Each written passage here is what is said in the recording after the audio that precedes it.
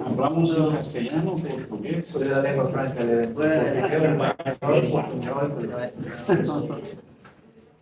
quechua y alemana la cantar de me gustaría ver a los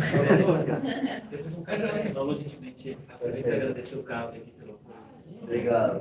Estamos dando início, então, à mesa 5 do Encontro de Estudos Andinos, Nação, Plurinação e Política nos Andes. Temos o André Keiser, que vai apresentar sobre plurinacionalidade, uma saída para o Peru, reflexões sobre a tradutibilidade de um conceito andino. Temos o Cleiton Mendonça, que na verdade vai expor em primeiro lugar quem defende o Estado plurinacional hoje. E o Roger Chapi, a terra como mãe e recurso no Estado plurinacional da Bolívia. Uma análise comparativa entre as visões indígenas e modernas. Essa mesa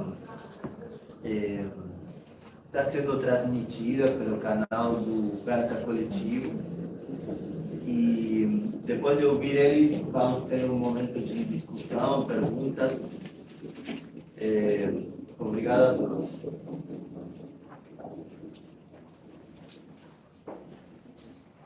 Bueno, entonces empezamos. Podemos comenzar. Ya. Bueno, entonces, gracias Salvador por la invitación ayer para este evento. Hace bastante que no venía a la USP, entonces está bueno estar de vuelta. Y además es siempre un placer, un gusto poder hablar de Bolivia, a la cual he dedicado ya buena parte de mi vida académica. Desde, por lo menos, cuando fui a Bolivia en 2006, y por primera vez, 2005-2006, justo ahí en el medio de todo el remolino de la primera elección del MAS, y de ahí me quedé con el tema, ¿no? Entonces,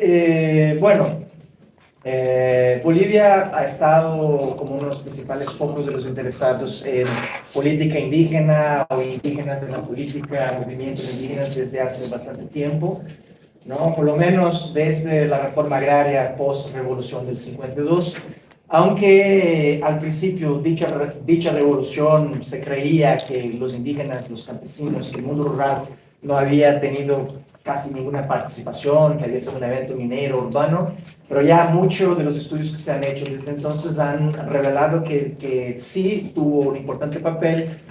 Toda la desestabilización del campo fue una importante condición de posibilidad para esa misma revolución, por el hecho de que puso en tela todo el orden señorial que vivía Bolivia hasta entonces, ¿no?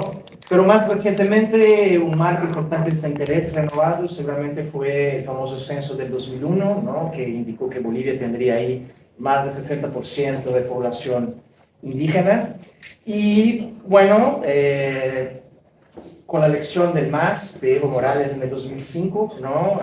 Justo ahí fue cuando yo primero llegué a Bolivia, pero estaba lleno de mochilero, pero estaba pendiente de las elecciones por un interés personal por política latinoamericana en general, pero también porque sabía que dependiendo de lo que pasara en las elecciones se podían cortar las rutas, yo no podría llegar a donde quería, entonces tenía que tener el plan A, B, C, D por los caminos que quería hacer, ¿no? Pero bueno, esta elección de Evo Morales, ¿no? Supuestamente el primer presidente autoidentificado como indígena aquí en Latinoamérica, ha llevado, por ejemplo, al muy famoso antropólogo José Bengoa a indagarse si estaría llegándonos a la segunda etapa de la emergencia indígena en Latinoamérica, ¿no? Ese es el título, la emergencia indígena en Latinoamérica es el título de un libro suyo muy conocido, ¿no? De esos procesos de reconocimiento étnico, cultural y todo eso. Pero entonces esa segunda etapa sería justamente cuando los indígenas finalmente llegarían al poder nacional y podrían gobernar en cuanto indígenas propiamente, ¿no? Entonces eso seguramente despertó mucho de la atención sobre Bolivia, ¿no? Sobre los que estaban interesados ahí en política indígena, como mencioné, y sobre todo con la promulgación de la Constitución de 2009 que proclamó el Estado plurinacional de Bolivia, ¿no? Entonces mucha gente se preguntó, ¿se está indigenizando el Estado boliviano finalmente?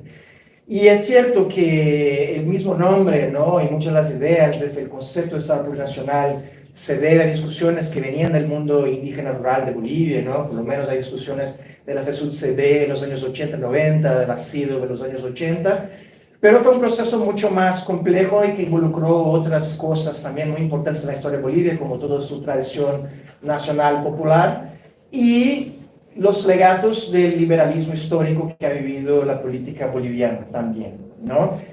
Bueno, esta constitución es seguramente una de las más avanzadas que tenemos en Latinoamérica en cuanto a derechos indígenas, ¿no? Estableció ahí un importante conjunto de derechos colectivos, las posibilidades de los municipios indígenas autonómicos, ¿no? La proclamación del derecho consuetudinario indígena en el mismo rango de equivalencia con el derecho positivo que ya estaba vigente. Pero hay todavía muchas contradicciones, ¿no? Entonces, por ejemplo, hablando de la autonomía indígena, si da muchas oportunidades de la conversión de los municipios indígenas que podrían adoptar formas tradicionales de mando, de poder, etcétera, pero es un proceso muy burocrático, muy lento, que pasa por primero una convocatoria de un plebiscito, después estudios de factibilidad, después elaboración del estatuto, revisión por el Tribunal Constitucional, otro referéndum, después es un proceso muy largo que, por ejemplo, de los 11, 12, ¿cuántos fueron los primeros que hicieron el referéndum ahí junto con la Constitución? De esos todos, solamente uno ha llegado al final del proceso hasta la última vez que fui a ver los datos actualizados, ¿no? Y eso en un país en que hay, por lo menos ahí, un centenar de municipios en que tienen una mayoría de más del 50%, incluso algunos que sobrepasa a los 70% de población autoidentificada en cuanto a indígena, ¿no? Pero muchos de esos municipios ni siquiera se han dado el trabajo de empezar ese proceso y hay que preguntarse por qué, ¿no? ¿Qué es que pasa? ¿Por qué no lo accede? ¿Se tiene que ver con esas trabas que la misma Constitución establece? ¿O por qué no lo ven como realmente necesario? ¿O qué es? ¿No? Un otro elemento muy importante es el Estado plurinacional, que tiene que ver con ese reconocimiento del derecho indígena, ¿no? En el mismo rango de equivalencia con el derecho positivo.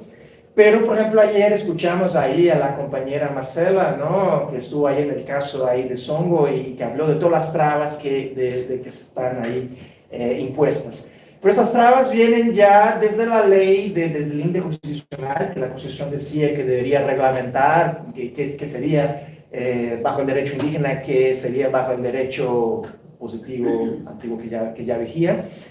Y bueno, hay un relato de Xavier Albó que dice que esa ley al principio fue elaborada por las mismas comunidades en un proceso muy participativo, pero que cuando llegó al Congreso mismo, y ahí en su texto él mismo dice, yo no logro entender qué fue que pasó, pero que la ley que finalmente se aprobó limitaba de tal manera al derecho indígena, según esa ley, que muchos de los liderazgos campesinos indígenas decían que a lo que dice la ley, el derecho indígena iba a tratar solamente de robos de gallinas prácticamente, ¿no? Que nada más estaría vigente. Pero el mismo Xavier Albó, en una comunicación personal que tuve con él, me dijo, pero ellos no están tratando mucho de tratar de cambiar la ley porque dicen que la ley es simplemente inaplicable. De la manera que está, el Estado no tendrá la potestad para supervisionar y hacer con que solamente se pueda aplicar en esos casos. Entonces, que el derecho indígena seguiría siendo aplicado como siempre fue, y que, por ejemplo, fue eso en el caso ahí de Songo, que también relató la compañera Marcela, ¿no? Un conflicto laboral de una empresa minera que estaba explotando a los trabajadores, que decidieron entonces expropiar a la mina, expulsar al empresario, pero él hizo un recurso frente a esa justicia ordinaria, lo cual la Constitución veda, solamente el Tribunal Constitucional era el único que tendría la potestad de revisar los fallos de la justicia indígena. Pero sin embargo, los jueces, los abogados, toda la gente que tradicionalmente ha trabajado con el sistema jurisdiccional indígena, pues no quisieron revisarla y dar victoria al empresario, ¿no? Pero finalmente, cuando llegó a la Corte, el Tribunal Constitucional, se revirtieron esos fallos y se pudo mantener el fallo indígena originario, lo que abre por ahí una importante jurisprudencia, quizás, para que pueda seguir avanzando el derecho indígena y esos caminos, ¿no? También hay muchos problemas con la consulta previa, informada y libre, ¿no? Para proyectos que involucren a comunidades indígenas. Hay algunos relatos de la investigadora alemana Almut Schilling-Bacaflor, que hizo unos estudios de campo ahí en algunos de casos concretos, ¿no? De procedimientos de la consulta previa, y que detectaron un montón de problemas, ¿no? El gobierno llega muchas veces parcial con las empresas que están queriendo explotar por los intereses de que la inversión, el supuesto desarrollo que eso va a traer, muchas estrategias de división comunitaria, ¿no? El viejo divide et impera, ¿no? Y tratan de seducir a algunos comunarios para que se pongan ahí parciales con la empresa. Algo que muy bien también la compañera Marcela ayer habló, ¿no? Lo que está pasando todavía en Songo eso. Pero también en esos mismos relatos de Bacaflor, dice que en comunidades donde la comunidad ya estaba más organizada, donde había liderazgos más reconocidos, se pudo por lo menos obtener más beneficios, limitar los proyectos originales de las empresas, y por ahí también con contradicciones, pero se avanza, ¿no? Y es que en mi visión, en la manera en que estoy, yo sigo estudiando eso desde mucho, y por lo que veo, se armó una especie de paradoja en Bolivia, ¿no? Porque al mismo tiempo que fue el canal político, ¿no? Bueno, el instrumento político, como ellos mismos llaman, ¿no? A su partido, ¿no? No usan mucho esa expresión partido político, sino el instrumento político. El MAS sí fue un instrumento político que permitió a que muchas de esas masas indígenas actuaran ahí en esa política boliviana y conquistaran esos derechos que están ahí plasmados en la Constitución. Pero a partir de su segundo gobierno, cuando el MAS logró una hegemonía tan grande en el sistema político boliviano, el MAS mismo se ha vuelto una especie de obstáculo a los avances del Estado plurinacional, especialmente en los mecanismos que tratan así de división de poder, ¿no? De devolución de poder a las comunidades. Porque es como que muchos de esos mecanismos, ¿no? De esas autonomías indígenas, de la consulta previa, del derecho indígena, se han vuelto muchas veces como una especie de, entre comillas, pónganlas si los quieran, de obstáculos a los objetivos del partido en cuanto a gobierno, ¿no? De sus objetivos de proyectos mineros, las contradicciones de un país en donde los derechos de la Pachamama, los derechos indígenas es parte muy fuerte del discurso oficial siempre, pero que tiene una economía sumamente dependiente del extractivismo, ¿no? De la minería, que hablaba la compañera Rosana, del gas, ¿no? Y ahora el litio, que dicen que va a ser la nueva salvación de Bolivia, pero ya se dice hace 10 años, y todavía no llega esa salvación, pero llegan los problemas, ¿no? Y ahí están todos los problemas ahí de supuesta corrupción y todo eso. Y por eso es que puse ese título, ¿no? En mi charla, ¿no? ¿Quién realmente defiende el Estado plurinacional hoy día? Porque si bien todas las instituciones de Bolivia hoy llevan el nombre plurinacional, ¿no? Es de la Asamblea Legislativa Plurinacional, el Tribunal Constitucional Plurinacional, el Tribunal Supremo Plurinacional, todo es plurinacional, y en los discursos de los gobernantes, del MAS, del presidente, de los diputados, siempre lo plurinacional aparece con mucha fuerza, ¿no? Muy simbólicamente. Pero en la práctica, en esos mecanismos que la Constitución establece y que podrían suponer ahí una división de poder, una evolución de poder de las comunidades, eso es visto desde el gobierno como un obstáculo a sus objetivos, ¿no? A sus proyectos gubernamentales. Y ahí, bueno, llegamos ahí al momento de la gran crisis del 2019, ¿no? Yo, por casualidad, yo estaba ahí, yo fui allá, bueno, no por casualidad, porque como estuve en Bolivia, entonces me organicé para estar ahí durante la semana de las elecciones y ver qué pasaba, ¿no? Pero unas elecciones en que Evo Morales salió otra vez candidato, pero en un proceso ahí muy controversial, porque realmente fue una trampa constitucional, ¿no? La Constitución establece que cualquier enmienda constitucional debe ser aprobada por el Parlamento con 2/3 de los votos, pero después debe ser sometida a un referéndum de confirmación. Y en el referéndum, bueno, en el Parlamento pasó fácilmente, porque el MAS todavía tenía esa hegemonía de 2/3 en el Parlamento, pero en el plebiscito perdió, ¿no? En el referéndum perdió, pero sin embargo, en vez de buscar una nueva candidatura, hicieron esa trampa de acudir al Tribunal Constitucional, de que sería una violación del derecho humano a ser candidato, y se puso Morales otra vez a candidato. y toda esa controversia de las elecciones en que, bueno, el resultado oficial ganó así muy justo por el margen mínimo que se necesita, ¿no? Porque en Bolivia para ganar en primera vuelta necesita 50% más uno de los votos válidos o por lo menos 40% con 10 de ventaja sobre el segundo lugar. Y las encuestas daban justamente justo ahí, por el margen de error, podría ser que ganaría con 40 y algo y 10 de ventaja, pero podría ser que estaría en primer lugar, pero con menos de 10%, ¿no? La suspensión del conteo rápido, todo el desmadre que se armó ahí, ¿no? Las protestas y todo eso, y que finalmente resultó en la renuncia de Evo Morales y ese interinato de más o menos un año de Jeanine Áñez, ¿no? Y es interesante observar que durante este año del gobierno de Jeanine Áñez, lo plurinacional, con todo eso, con todos esos problemas, cosas que estoy hablando hasta ahora, pudo ser realmente un punto focal para una reaglutinación, aunque temporaria, entre ese mundo indígena y ese mundo campesino, otra vez bajo el MAS. Aún, por ejemplo, Felipe Quispe, ¿no? El Malcu, que había sido crítico del MAS ya desde el principio, ¿no? Como diríamos aquí en Brasil, antes de se modinha, pero estuvo ahí apoyando al gobierno ya, porque decían, bueno, ahora es la única oportunidad que tenemos de recobrar el poder, porque realmente fue muy brutal. Las primeras semanas, detrás de la asunción de Jeanine Áñez, hubo una represión, hubo muchos muertos.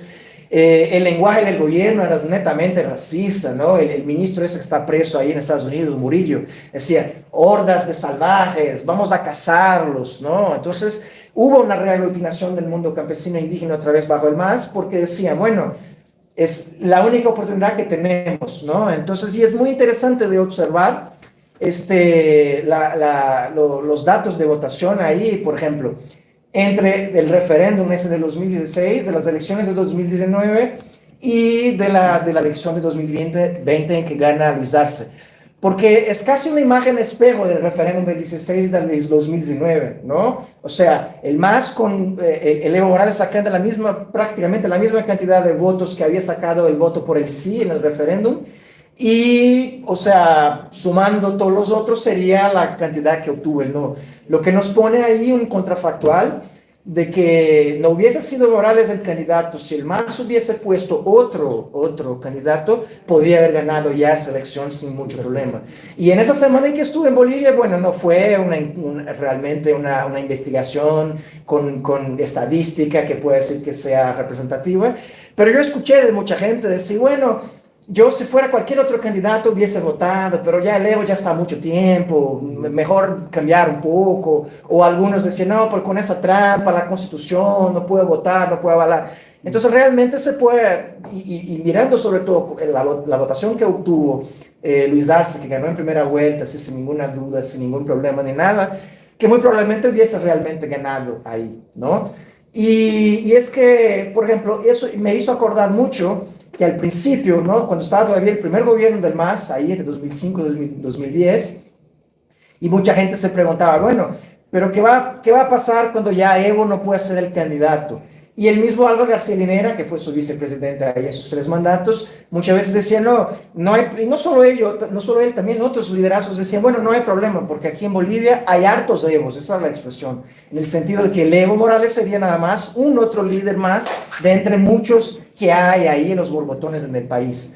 Pero sin embargo, en el 2019, el discurso para justamente hacer esa pequeña trampa constitucional y avalar una nueva elección, aunque el referéndum no lo hubiera aprobado, era de que Evo Morales era un líder imprescindible, ¿no? Sin él no va, entonces necesitamos armar alguna manera para que él pueda seguir a estar ahí. Y el hecho de que con él no ganó como se esperaba y que con otro líder pudo ganar, eso fue por ahí un primer quiebre ahí en esa imagen ahí de ese líder incontestable y que sin él no podría, ¿no? Y una cosa que se mostró ahí muy, muy visible ya en las elecciones subnacionales de 2021, ¿no? De alcaldes y gobernadores, en que hubo sendos conflictos en que las bases del MAS habían indicado algunos candidatos en algunos lugares, pero el Evo intervino y dijo, no serán esos, serán otros que eran más fieles a él, más cercanos o más que. El caso más conocido fue el de Eva Copa en el Alto, ¿no? Que había sido la presidenta del Senado durante ese interinato de Jeanine Áñez. Pero no fue el único, hubo muchos otros, ¿no? Los gobiernos de Pando, de Beni, de las capitales de esos departamentos, El gobierno de Chuquisaca también, aunque en Chuquisaca ya ese liderazgo ya se había hecho una disidencia del MAS en las subnacionales anteriores, pero ya ahí el gobierno hizo unas trampas ahí judiciales para inhabilitarlo, entonces él al final ganó, pero no asumió, y ahora sí pudo, ¿no? Y muchos otros menos conocidos, ¿no? Y bueno, y ahí llegamos a esa situación del MAS actual, que realmente está bastante escindido en dos alas, ¿no? Entonces, uno habla del MAS evista y del MAS arcista, ¿no? Porque Leo quiere ser otra vez candidato, sea como sea, y bueno, desconociendo ya a su vicepresidente, ¿no? Que él indicó, y es bueno recordar que en verdad las bases del MAS habían indicado para que fuera el candidato presidencial, no a Luis Arce, pero él ha dicho que Huanca, el que está ahora de vicepresidente, ¿no? Y el Evo desde el exilio en Buenos Aires, estaba ahí en ese momento, intervino y quiso que no, que sería Luis Arce y Andrónico Rodríguez. Entonces las bases no aceptaron y se hizo ese acuerdo para que, bueno, entonces será Luis Arce, pero queda el Choquehuanca como vice. Y ya desde el principio el Evo empezó a polemizar primero con el vice, como intentando como separarlos, pero no pudo, y ya cada vez más direccionando esas críticas al mismo presidente, y estamos en esa situación en que una parte del MAS hace oposición al gobierno ahí, por ejemplo, en el Parlamento, ¿no? Entonces, ¿qué va a pasar? Bueno, no sabemos, ¿no? El año que viene serán las elecciones 2025, está en mis planes estar allá, estaba ahí hablando con Rosana ayer durante el almuerzo, ¿no? Para que podamos armar por ahí algunas actividades conjuntas quizás. Pero todavía está incierto quiénes serán los candidatos, ¿no? ¿Qué va a pasar? Si el MAS se divide, hay una buena posibilidad de que pueda realmente perder las elecciones, ¿no? Y ahí no se sabe también quién será, porque las derechas en Bolivia, las oposiciones han estado siempre muy pulverizadas en micropartidos que muchas veces tienen espacio ahí en una ciudad o en una región de un departamento, o como mucho en un departamento o dos, pero no tienen ahí presencia nacional. Y no hay realmente indicativos de que podrán realmente unificarse para las próximas elecciones, ¿no? Entonces es un escenario muy incierto en que por ahí podría ganar un gobierno muy reaccionario como los muchos de esos que estamos viniendo a ganar elecciones aquí en Latinoamérica, ¿no? Aquí en Brasil recientemente salimos de uno, pero ya no sabemos si en 2 años podremos realmente aguantar y que no vuelva. Están ahí los argentinos y ahí en Chile, en muchos lados. Y eso realmente sería un desastre en Bolivia que podría, como lo hizo Áñez, pero con algo más de legitimidad electoral, hacer un retroceso muy grande en los derechos que por ahí todavía están. Pero por el otro lado, el hecho de que el MAS ya no tenga esa hegemonía también puede abrir otras sendas para de que esas mismas comunidades puedan, ahí como pasó en Songo y como sigue pasando en muchos lados, de que puedan avanzar en algunos sentidos, ¿no? Pero ahí es todo, por ahí, por el momento, eso sería un ejercicio de futurología que vengan en el debate, que normalmente es cuando pasa, ¿no? Entonces aquí dejo y paso la palabra y el segundo compañero. Gracias. Obrigado. No programa tínhamos o André, mas estamos propondo uma modificação para continuar agora com Bolívia e depois encerramos com Peru. Lembrando que ficou uma mesa de 3 homens porque a quarta Carolina não conseguiu chegar. Então vamos con Roger. Bueno, muy buenos días. Primeramente agradecer al profesor Salvador por la invitación y también felicitar por la realización de este evento, que creo que es muy importante crear estos espacios para dialogar, ¿no? Estas experiencias de los Andes con este mundo que es el Brasil, ¿no? Estamos en este momento en un país que poco conoce el contexto andino, mucho más aún Sao Paulo, que es una ciudad que alberga muchos andinos, ¿no? Bolivianos, peruanos, ecuatorianos, colombianos, que aquí hay hermanos y hermanas de mi país y de Perú, de Ecuador también, que están presentes. Entonces creo que es una oportunidad importante para empezar a dialogar y problematizar esas temáticas en este territorio. El título de mi exposición es La tierra como madre y recurso en el Estado Plurinacional de Bolivia. Es una parte de la investigación que estoy realizando en mi tesis de doctorado, pero por la brevedad del tiempo voy a hacer solamente algunas, entre comillas, tal vez provocaciones para ampliar el debate que mi compañero Clayton acaba de crear, todo este escenario boliviano muy caótico, muy interesante también, Pero para dar una lectura más desde el derecho, desde la sociología jurídica o desde la antropología jurídica, creo que es importante empezar situando Bolivia, y creo que esta frase de Franz Tamayo refleja muy bien, sobre todo para el público brasileño, que a diferencia del Brasil, Bolivia es un país que tiene una población mayoritariamente indígena, ¿no? Es importante decirlo eso, porque muchas veces hoy en día se habla sobre el Estado plurinacional o sobre Bolivia directamente desde la constitución política del Estado, ¿no? Como algo ya dado, cuando se debería entender como un resultado de un largo proceso de movilizaciones indígenas, un largo proceso de rebeliones, un largo proceso de luchas de cuerpos específicos, ¿no? En este caso, los pueblos indígenas. Franz Tamayo, ya en 1910, Franz Tamayo era un poeta, abogado, aymara, aunque la historia no lo considera aymara, lo dicen mestizo, él siempre se ha afirmado como aymara. Él decía, en palabras muy breves, ¿qué hace el indio por Bolivia? Todo. ¿Qué hace Bolivia por el indio? Nada, ¿no? Con esto él trataba de reflejar cómo la construcción del Estado republicano boliviano era resultado, ¿no?, de la fuerza, de la mano de obra, de la cultura de los pueblos indígenas, ¿no? Pero cómo esta república boliviana vivía sobre los pueblos indígenas, ¿no? Vivía a costa de los pueblos indígenas. Entonces, esta realidad boliviana mayoritaria de pueblos indígenas, en este largo trayecto de años hasta llegar a 2009, que se va a aprobar la nueva Constitución Política del Estado, va a estar repleta de movilizaciones, ¿no?, indígenas, movilizaciones, bloqueos, manifestaciones. Y esto es importante señalarlo porque hoy en día, lastimosamente, se piensa el proceso de cambio, el llamado proceso de cambio, como un resultado, o mejor dicho, como algo caído del cielo, ¿no?, como algo que llegó Evo y todo se solucionó en Bolivia, cuando en sí es un resultado de un proceso. Rápidamente pasamos al Estado plurinacional, con algunos datos importantes. Desde la Constitución Política del Estado actual, la del 2009,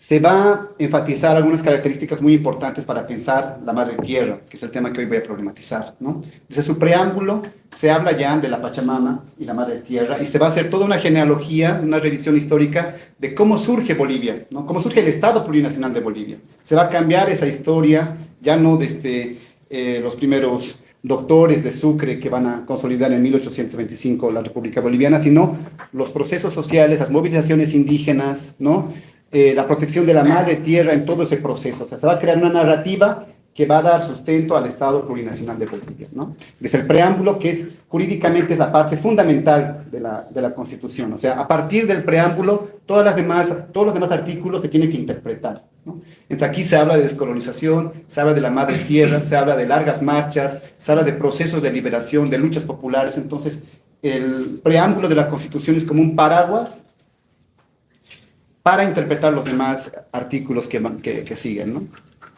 Entre uno de los artículos importantes, el primero, menciona ya que esta idea de la pluralidad, que por mucho tiempo en Bolivia se ha visto como algo negativo, ¿no?, bajo esas políticas del mestizaje o del Estado-nación moderno, la idea de ser diferentes era algo negativo, ¿no?, algo que se debería erradicar. Bolivia era lo que era, había el problema del indio porque Bolivia no era una sola, ¿no? Teníamos que consolidarnos como un Estado-nación homogéneo.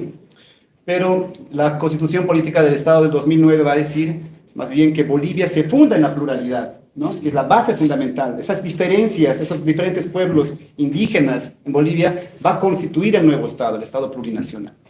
Y esa pluralidad también va a estar abrazada de sus pluralismos, ¿no?, el pluralismo económico, político, lingüístico, jurídico, cultural, ¿no?, como constituyentes del Estado boliviano. Otra característica interesante también de la nueva conformación de Bolivia son los principios ético-morales, ¿no? Por primera vez en la Constitución Política del Estado boliviano, y eso todavía de las constituciones a nivel latinoamericano, se adhieren principios éticos indígenas, ¿no?, con sus propios términos, en sus propios idiomas, como el Sumacamaña, que es traducido como el vivir bien en ñandereco, vida armoniosa en guaraní, la Capajñán en quechua, camino vida noble, entre otros, ¿no? Asimismo, se va también a señalar los 36 idiomas indígenas como oficiales del Estado plurinacional, y se va a categorizar la nación y pueblo indígena originario campesino, que va a ser la nueva figura jurídica donde los pueblos indígenas van a ingresar al nuevo Estado, ¿no? En Bolivia, en todo ese proceso, antes de la Asamblea Constituyente, y hasta ahora mismo existen diferentes organizaciones sociales que se afirman como pueblos indígenas, como pueblos campesinos, como pueblos originarios, pero frente a la Constitución Política del Estado, todos entran como naciones y pueblos indígena, originario, campesinos, ¿no? Es una larga categoría para identificar jurídicamente, políticamente a los pueblos indígenas.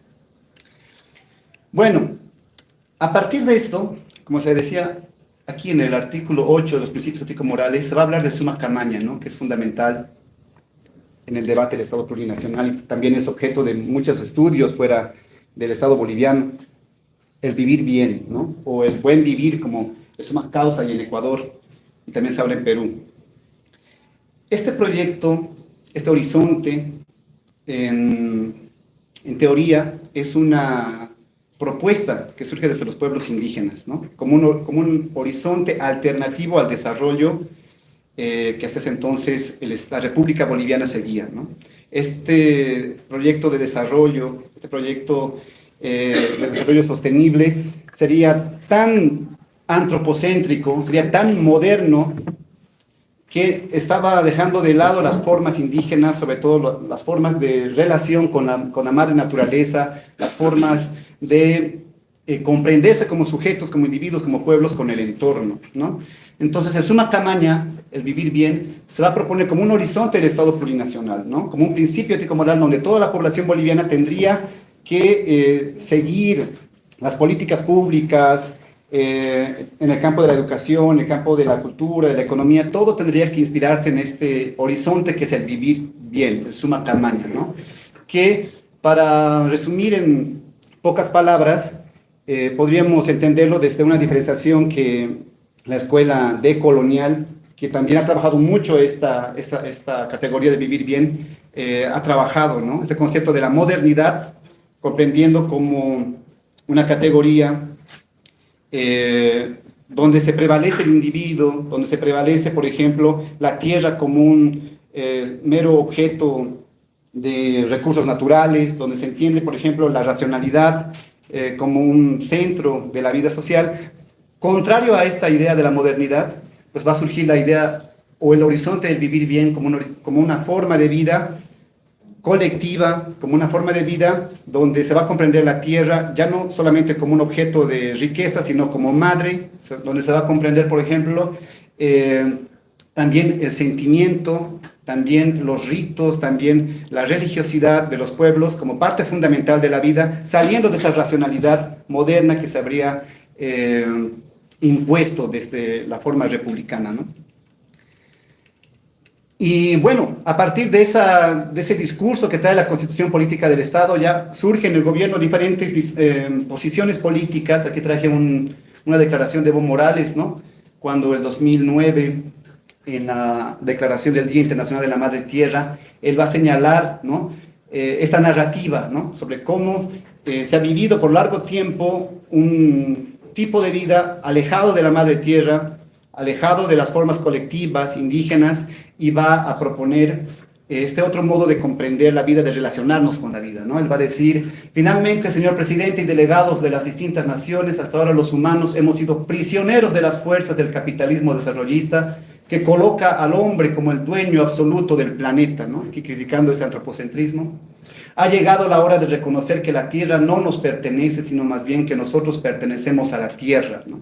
Que nuestra misión en el mundo es velar por los derechos, no solo de los seres humanos, sino también de la madre tierra y de todos los seres vivos. Entonces, este tipo de discurso, sobre todo en los primeros años del gobierno de Evo Morales, se va a posicionar, ¿no? En los debates académicos, en los discursos presidenciales, en los discursos internacionales. Esta idea de la madre tierra, del vivir bien, el suma camaña, y esta lucha contra esta idea de la modernidad, ¿no? Pero en el caso boliviano surgieron voces críticas al respecto, ¿no? Desde el movimiento político indianista y catarista, sobre todo, surgieron críticas a este discurso que el gobierno de Evo Morales estaba posicionando en la esfera pública, ¿no? Se va a señalar que la idea de los pueblos indígenas que hasta antes del 2005 se tenía en Bolivia, va a cambiar radicalmente desde el 2006 para adelante. O sea, hay una idea de lo indígena antes de Evo Morales y una idea de indígena después de Evo Morales, ¿no? O sea, para llegar al Estado plurinacional, tuvo que pasar, como he dicho en un principio, diferentes contiendas, diferentes rebeliones, diferentes protestas, luchas, donde había un actor indígena, un pueblo indígena que estaba en las calles, que estaba en manifestaciones, que se estaba rebelando contra el Estado boliviano en ese momento neoliberal o liberal, ¿no? Históricamente el pueblo indígena siempre luchando contra el Estado, ¿no? Un pueblo guerrero, un pueblo rebelde, ¿no? Y en los últimos años, pues, tal vez uno de los últimos líderes que representaba esa rebeldía indígena en las calles es Felipe Quispehuanca, ¿no? Como el líder indígena que luchaba contra el poder del Estado.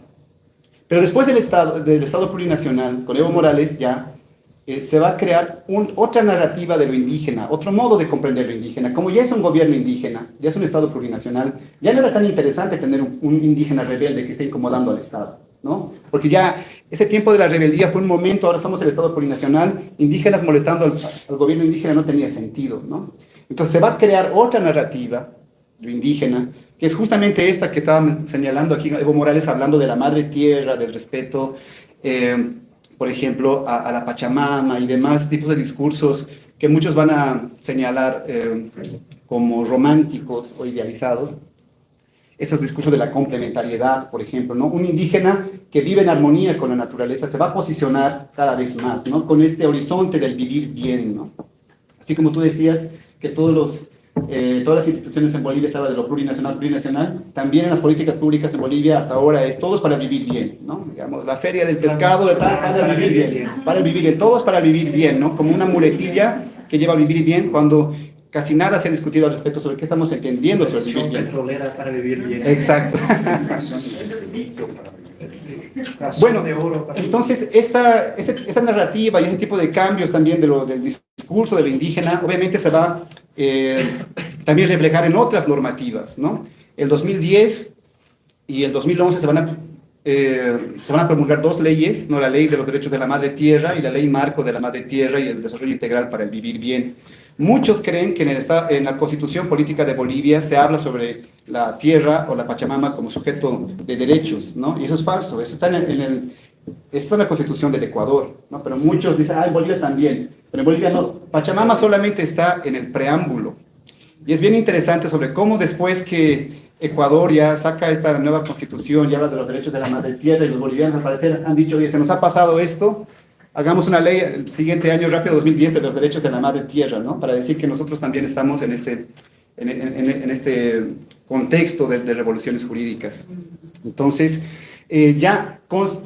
jurídicamente se menciona qué es la madre tierra, ¿no? Y en Bolivia están como el sistema viviente dinámico conformado por la comunidad indivisible de todos los sistemas de vida y los seres vivos interrelacionados, interdependientes y complementarios que comparten un destino común, ¿no? La madre tierra es considerada sagrada, alimenta y es el hogar que contiene, sostiene y reproduce a todos los seres vivos, los ecosistemas, la biodiversidad, las sociedades orgánicas y los individuos que lo componen. Entonces, ya habrían dos normativas en Bolivia que van a regular y van a dar derechos también a la madre tierra, ¿no? A partir de todo ese discurso, a partir de la Constitución Política del Estado y a partir, sobre todo, de este horizonte de vivir bien y de esta idea de los pluralismos, ¿no? Pero bueno, creo que para problematizar es importante señalar también que esta idea de la madre tierra que en Bolivia se debate, este concepto de Pachamama, es un concepto andino también que se ha posicionado no solamente en Bolivia, sino también fuera de Bolivia, ¿no? Aquí en Brasil se habla mucho de la Pachamama, en Europa se habla mucho de la Pachamama, que es un concepto andino, aymara, quechua, para comprender la madre tierra. Pero aquí hay un problema, ¿no? Terrible en Bolivia. Cuando pensamos el Estado plurinacional, no estamos pensando un Estado solamente andino, estamos pensando diferentes naciones en Bolivia que tendrían 36 idiomas, porque son más de 36 pueblos.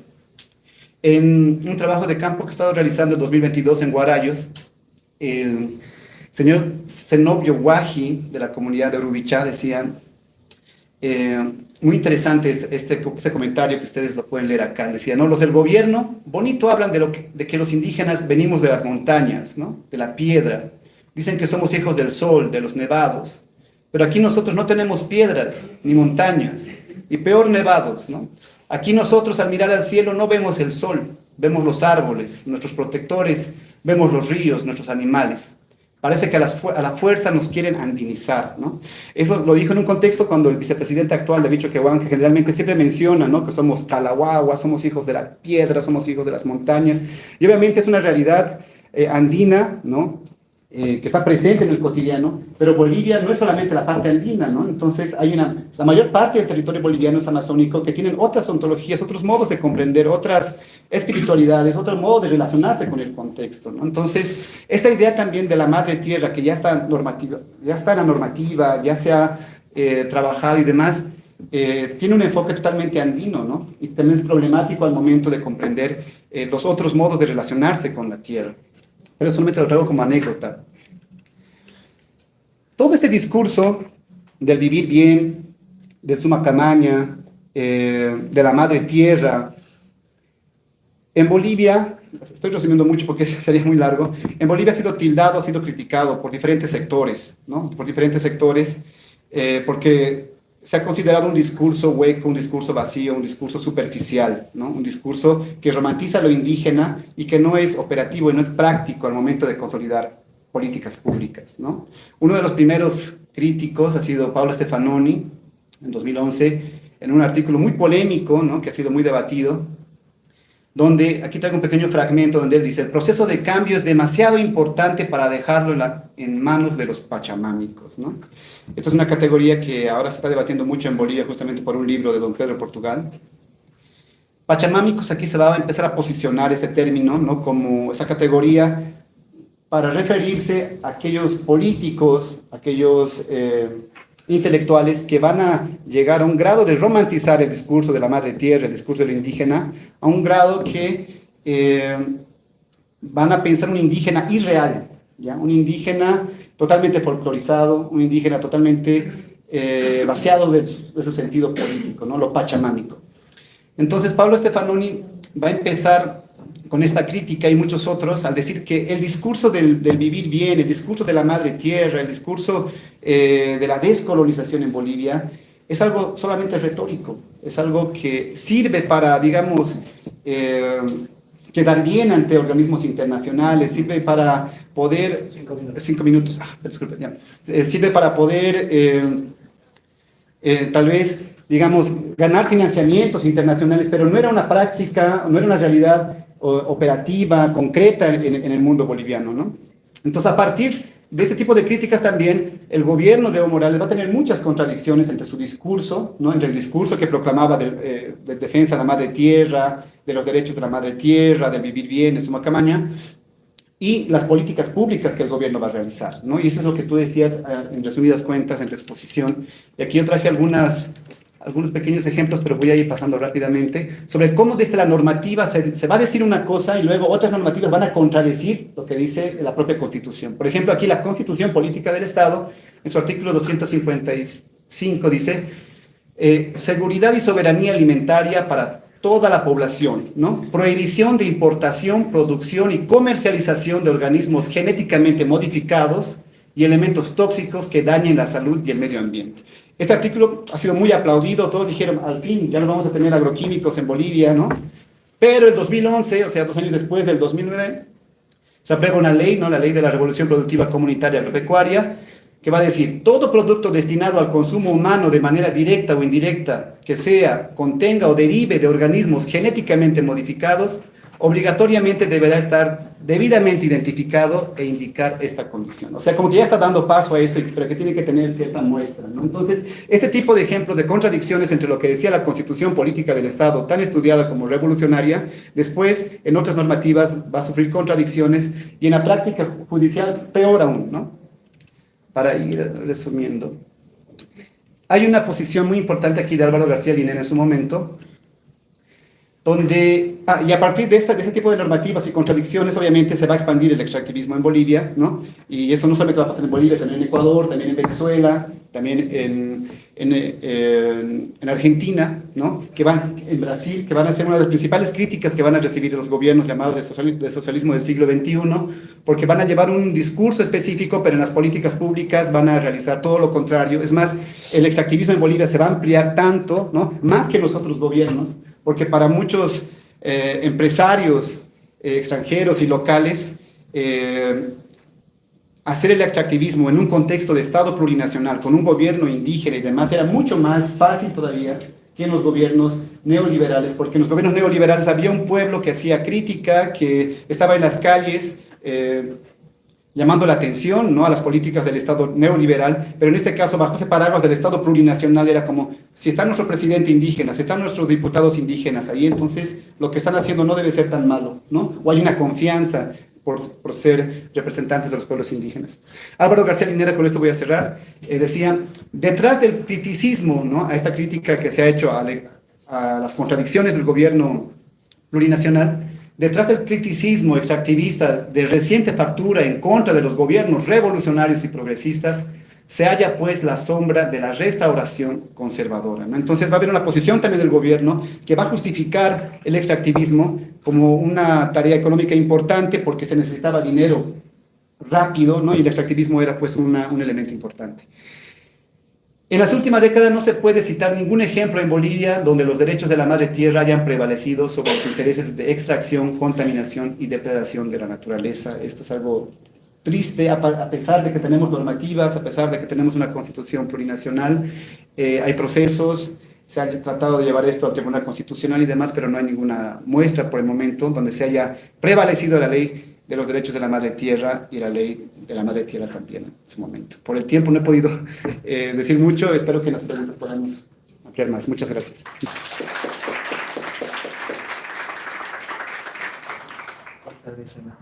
Vamos a escuchar a Andrea ahora. Yo quería decir.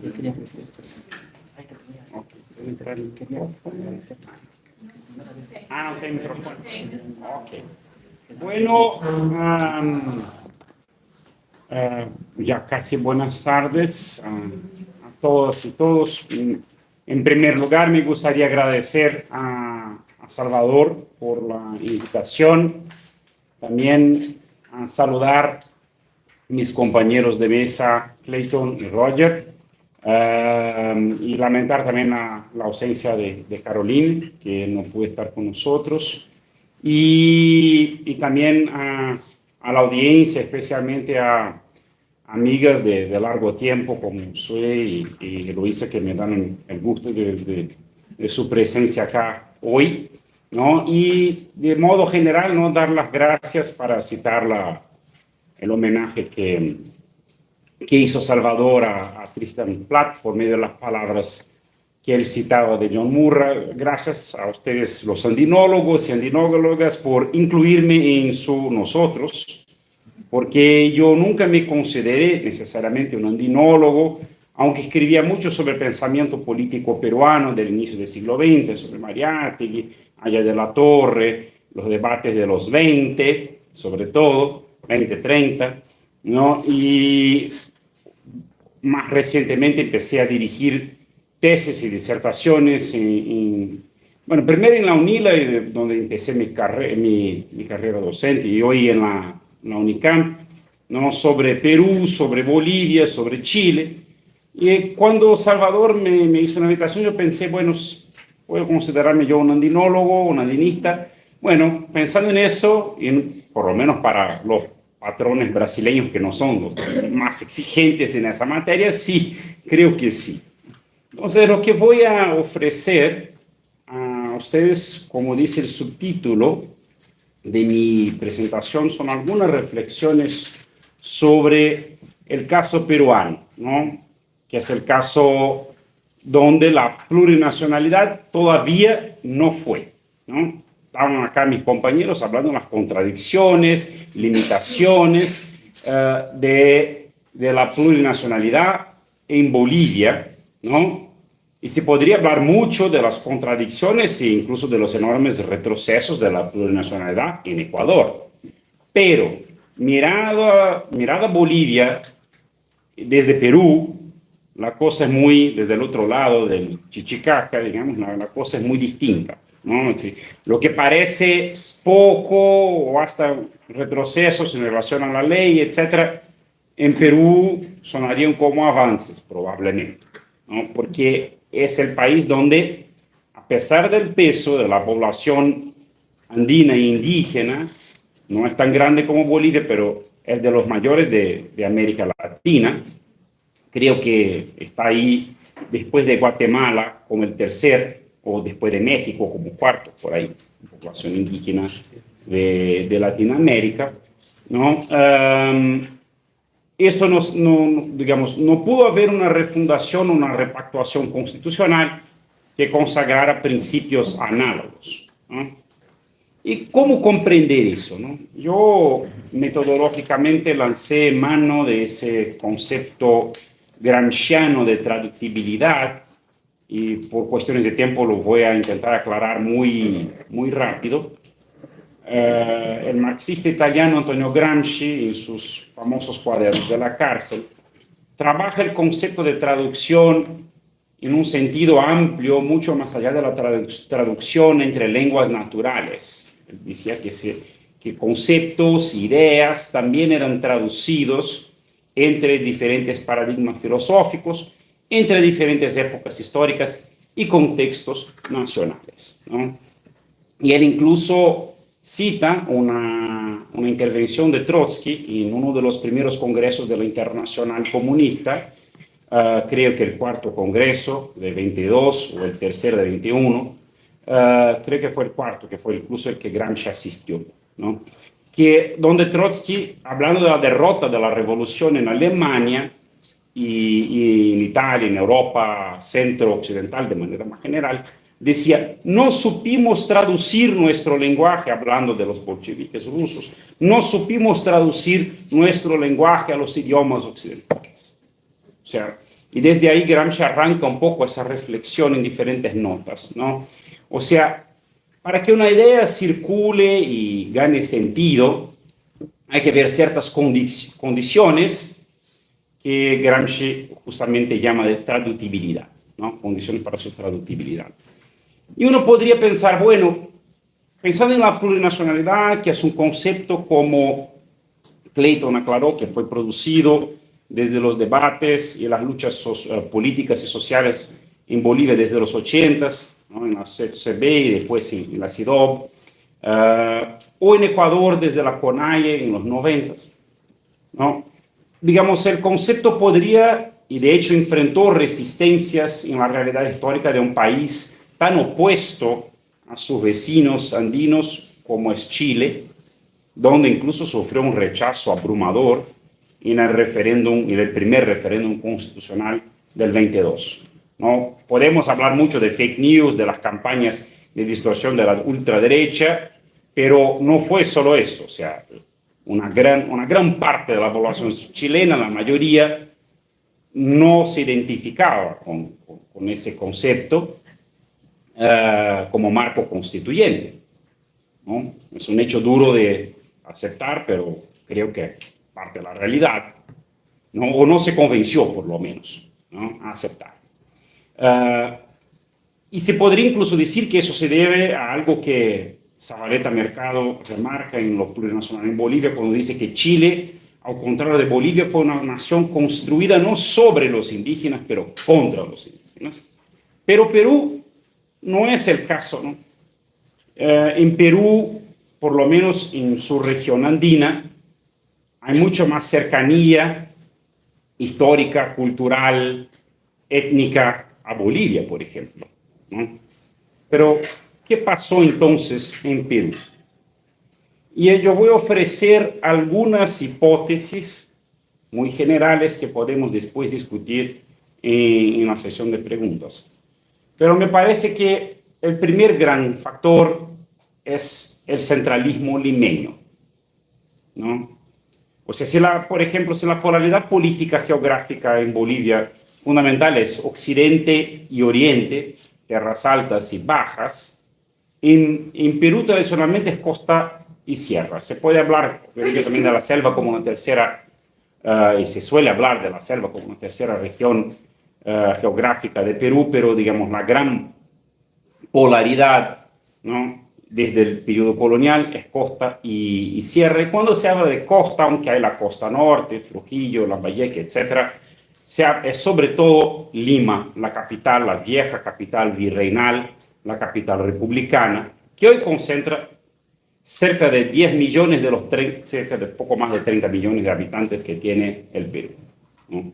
Y eso es muy distinto a Bolivia porque Santa Cruz puede ser el gran centro económico de Bolivia, pero nunca fue el centro del poder político, que siempre estuvo, bueno, una parte de su historia en Sucre, en Chuquisaca y después de 1899 en La Paz. Perú no es así. Lima siempre fue, desde los tiempos virreinales, el centro del poder político y a partir de ahí también concentró los recursos económicos que venían de los Andes.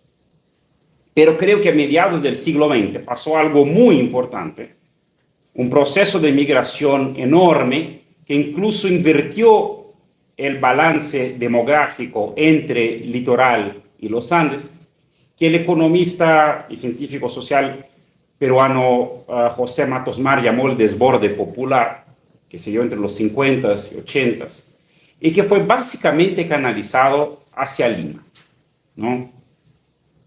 Y claro, eso tornó Lima una ciudad menos criolla y más andina, pero al mismo tiempo también implicó un proceso de desindianización. Algunos sociólogos peruanos hablarían de cholinización o cholificación de la población de origen indígena que migró sobre todo del sur andino hacia la capital y que por también la educación monolingüe en español en gran medida, digamos, perdió los idiomas originarios que hablaban los padres y abuelos, pero que los hijos y los nietos, por ejemplo, dejaron de hablar, ¿no? Y el mismo avance de la educación en español en la sierra tuvo efectos semejantes, aunque se preservó, digamos, el quechua es un idioma oficial en Perú desde el gobierno del general Velasco, pero nunca fue un idioma de la educación, salvo en algunas escuelas rurales, en algunos departamentos o provincias andinas. Pero hablando del general Velasco, hay un otro factor, un segundo factor importante que creo que hay que comprender, que son los efectos contradictorios de la reforma agraria de los 70s, ¿no? La gran reforma agraria, que fue de las más radicales de Latinoamérica, junto con, después de Cuba y revolucionario del México de los 30, fue una reforma agraria bastante profunda. En Brasil, por ejemplo, nunca vio nada ni remotamente semejante, ¿no? Ni Argentina, ni la mayor parte del continente, pero tuvo efectos contradictorios porque fue hecha muy de arriba para abajo, digamos, a la manera militar, a la manera castrense, ¿no? Y los militares eran muy desconfiados de la autoorganización popular. Entonces, en las regiones donde ya había una tradición de fuerte autoorganización campesina, como en Cusco, la Cusco del fallecido Hugo Blanco, las cooperativas pudieron ser apropiadas por los indígenas porque en gran medida ya estaban ahí. Pero en otras regiones no sucedió lo mismo. Digamos, hubo un encuadramiento de esa población indígena campesina por el Estado en moldes corporativos en términos, digamos, básicamente socioeconómicos y no étnico-culturales. O sea, como dice el título de un famoso artículo escrito poco después por Alberto Flores Galindo, pasaron de indígenas a campesinos. Pero interesante que no es el campesino indígena que hoy se habla en Bolivia, se habla básicamente de campesinos, aunque siguieron siendo indígenas. Pero en el Perú de hoy, cuando se habla de indios o indígenas, se habla más bien de la Amazonía que del mundo andino, ¿no?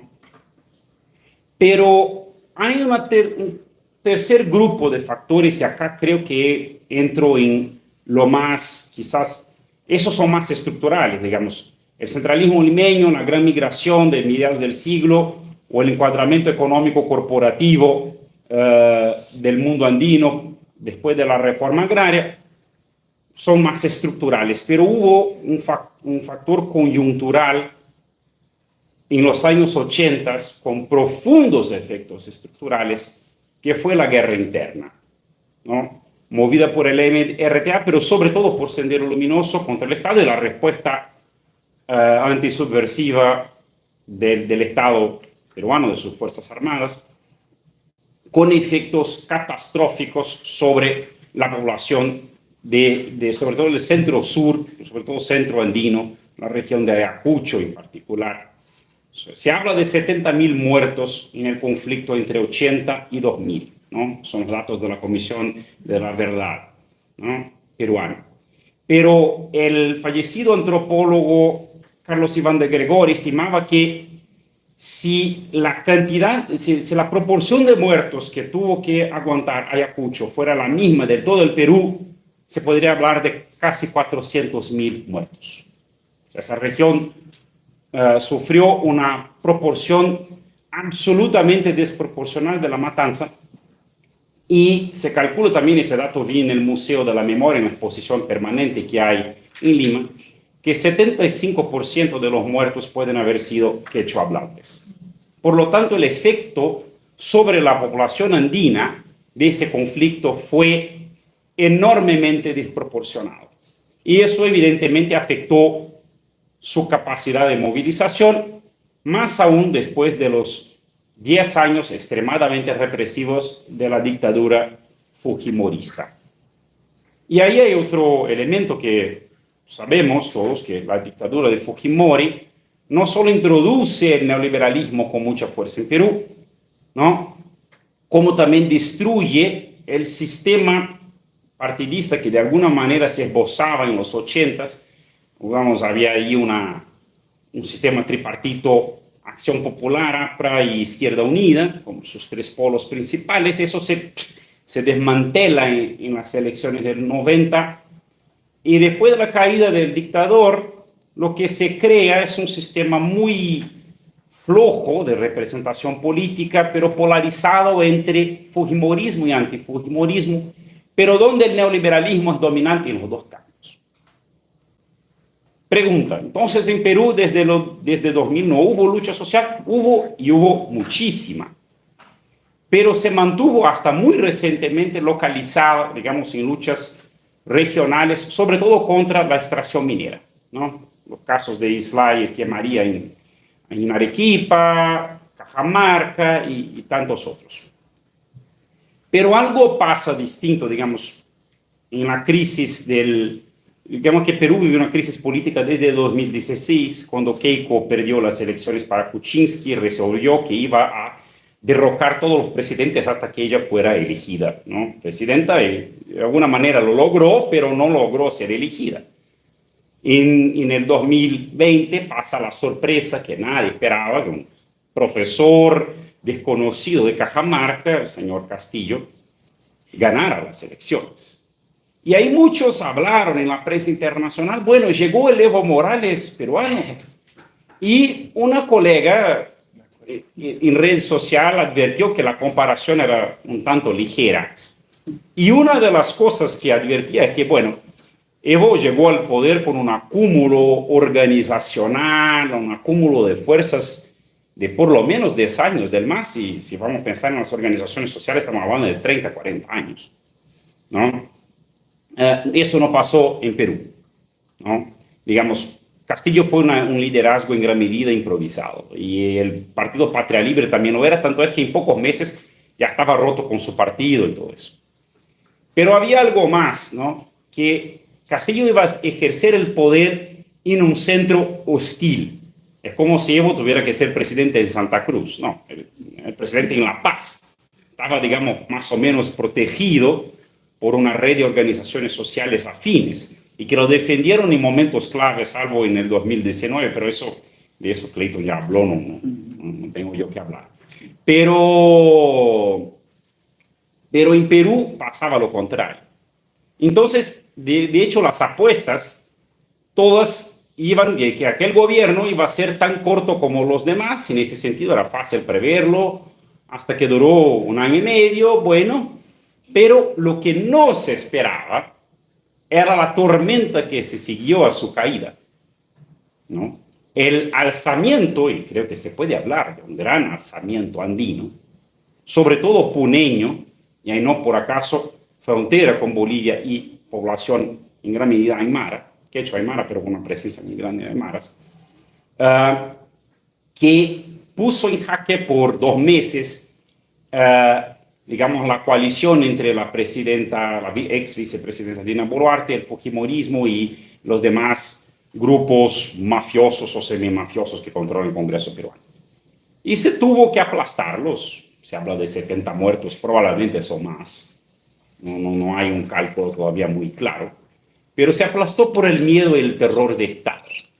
Y ahí se invocó todo lo que en Perú se conoce como el terruqueo, ¿no? Que es un verbo, ¿no? Acusar de terrorismo, terruquear, ¿no? Que fue muy manejado desde el poder y de los medios de comunicación para justificar el aplastamiento sangriento de ese alzamiento. Entonces, ya me encaminando a las conclusiones, que creo que ya debo haber pasado mis 15 minutos, ¿no? Digamos, yo creo que en esa coyuntura densa del 22-23, esas temporalidades que mencioné, digamos, del centralismo limeño desde el periodo colonial, la gran migración de mediados del siglo XX, esos efectos contradictorios de la reforma agraria, el modo como se encuadró la población indígena y sobre todo los efectos de larga duración del conflicto armado interno de los 80s y de la dictadura fujimorista, se hicieron sentir y bloquearon, digamos, el alzamiento indígena, campesino andino, que con 20 años de retraso parecía replicar lo que pasó en sus vecinos de Bolivia y Ecuador 20 años antes, ¿no? Pero no pudo hasta ahora, por lo menos, producir un trastocamiento decisivo de la correlación de fuerzas y abrir espacio a su principal demanda, y la principal demanda en cierto momento no fue tanto la restitución de Pedro Castillo, pero aunque sí se hacía esa demanda, pero una demanda muy politizada y muy profunda, que era justamente una asamblea constituyente. Y se hablaba de plurinacionalidad muy abiertamente. Y no por acaso, en uno de los discursos más célebremente infames que dio en el periodo, Dina Boluarte dijo la célebre frase que la derecha en Lima repite ad nauseam hasta hoy, que Puno no es el Perú, ¿no? No son peruanos de verdad en el fondo. Ella tentó después desdecirse, no fue eso que quise decir y todo eso, pero fue lo que dijo. Irónicamente, una mujer de Lande también, ¿no? Apurimeña, si no me equivoco, pero con el peor del discurso criollo limeño, ¿no? Y entonces se queda la pregunta, ¿y ahora? Porque, por otro lado, esa rebelión puso a la luz del día un quiebre de la hegemonía neoliberal en Perú, por lo menos una fractura muy profunda que tuvo que solventarse por la violencia más explícita, ¿no? y más brutal, ¿no? Y un gobierno con una aprobación que sigue con una aprobación de menos de 10%, un Congreso que sigue con una aprobación de todavía menos, o sea, estamos hablando de índice de 90% de rechazo ciudadano a estas instituciones. ¿Qué va a pasar en el 26? La apuesta del fujimorismo es simple: vamos a copar la Junta Nacional de Elección, el Jurado Nacional de Elecciones, la OMPE, vamos a, digamos, hacer las elecciones a nuestro antojo y bueno, la población se va a olvidar y vamos a elegir Keiko, quien sea, y ya está. Pero no se puede necesariamente contar con eso, es la esperanza de que no sea así, pero no se sabe lo que va a pasar porque justamente, y ese es el gran punto, no se pudo constituir, salvo en el nivel local, sujetos políticos de abrangencia nacional como los que en algún momento hubo en Bolivia, hoy fracturado internamente, lo que de una manera menos orgánica hubo en Ecuador, quizás, ¿no? Porque ahí la dualidad entre correísmo y CONAIE siempre estuvo, pero que se logró por lo menos pactar una refundación constitucional. Y Perú la necesitaría y muchísimo, y muchísimo. Pero todavía está abierta la posibilidad, o la pregunta para el futuro, si se lo logrará. Bueno, yo hablé creo que ya mis 20 minutos y entonces les dejo para las preguntas y comentarios que quieran hacer. Yo sé que hay peruanos acá, entonces ya me disculpo de antemano de cualquier tontería que dije y también paciencia con mi malo castellano. Gracias.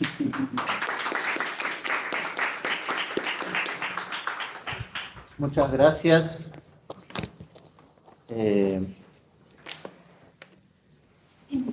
Avisando que el libro de Clayton, Formación del Estado y Horizonte Plurinacional en Bolivia, se suma a los libros que vamos a sortear en el encerramiento, ¿no? Tenemos un tercer libro.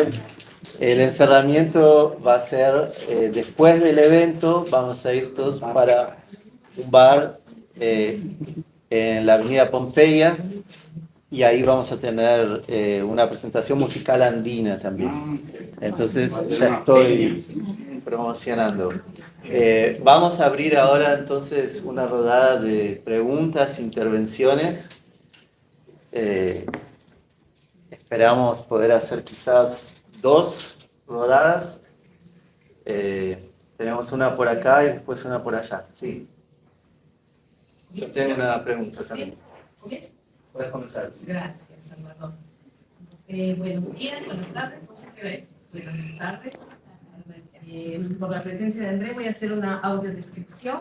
Yo estoy con 2 trenzas, cabello negro, con lentes color guinda, con una camiseta morada y un overol de jean. Soy una mujer indígena de descendencia quechua. Mi abuelo materno es quechua y mi bisabuelo materno también. Soy peruana, ya por el sotaque tal vez ya de inmediato, ¿no?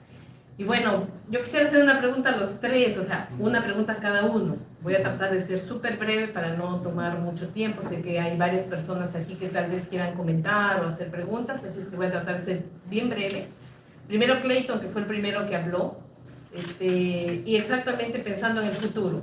O sea, quería saber si se viene una ultraderecha, si hay esa posibilidad en Bolivia, porque además es una posibilidad a nivel mundial que nos está viviendo como unas olas que nos mojan a todos. Entonces, quería saber si existe esa posibilidad, si existe algún partido que ya tiene un pacto oscuro por ahí y que ya está de repente, como Milei, ya trabajando a nivel de fake news, por el TikTok, con gente joven, como sucedió en Argentina, ¿no? Breve, ya fui breve.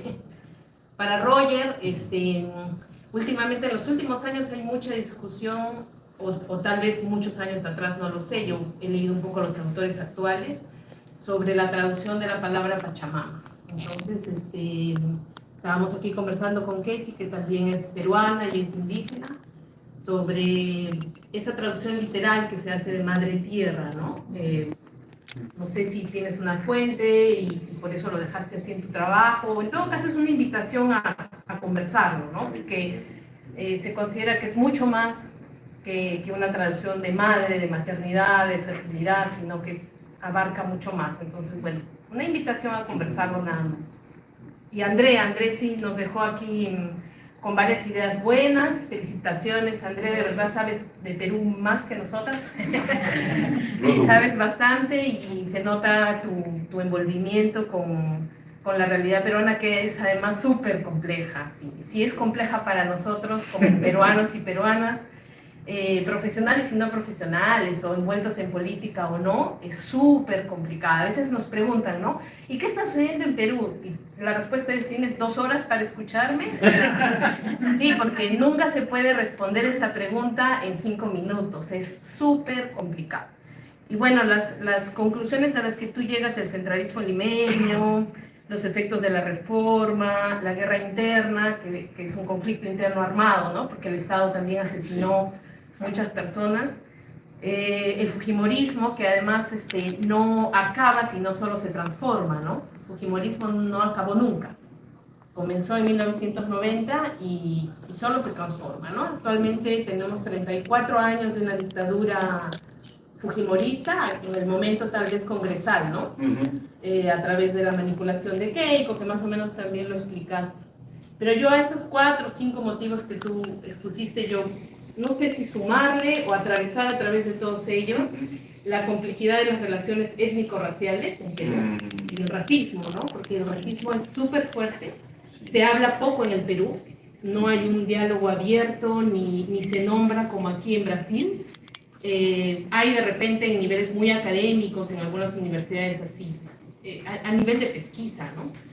Pero en nuestro cotidiano, en nuestro actuar cotidiano, dentro de prácticas antirracistas en las escuelas, y trayendo cosas de repente para ir quebrando esos estereotipos de la persona indígena andina, indígena amazónica, en realidad es muy escaso, podría atreverme a decir que hasta nulo, ¿no?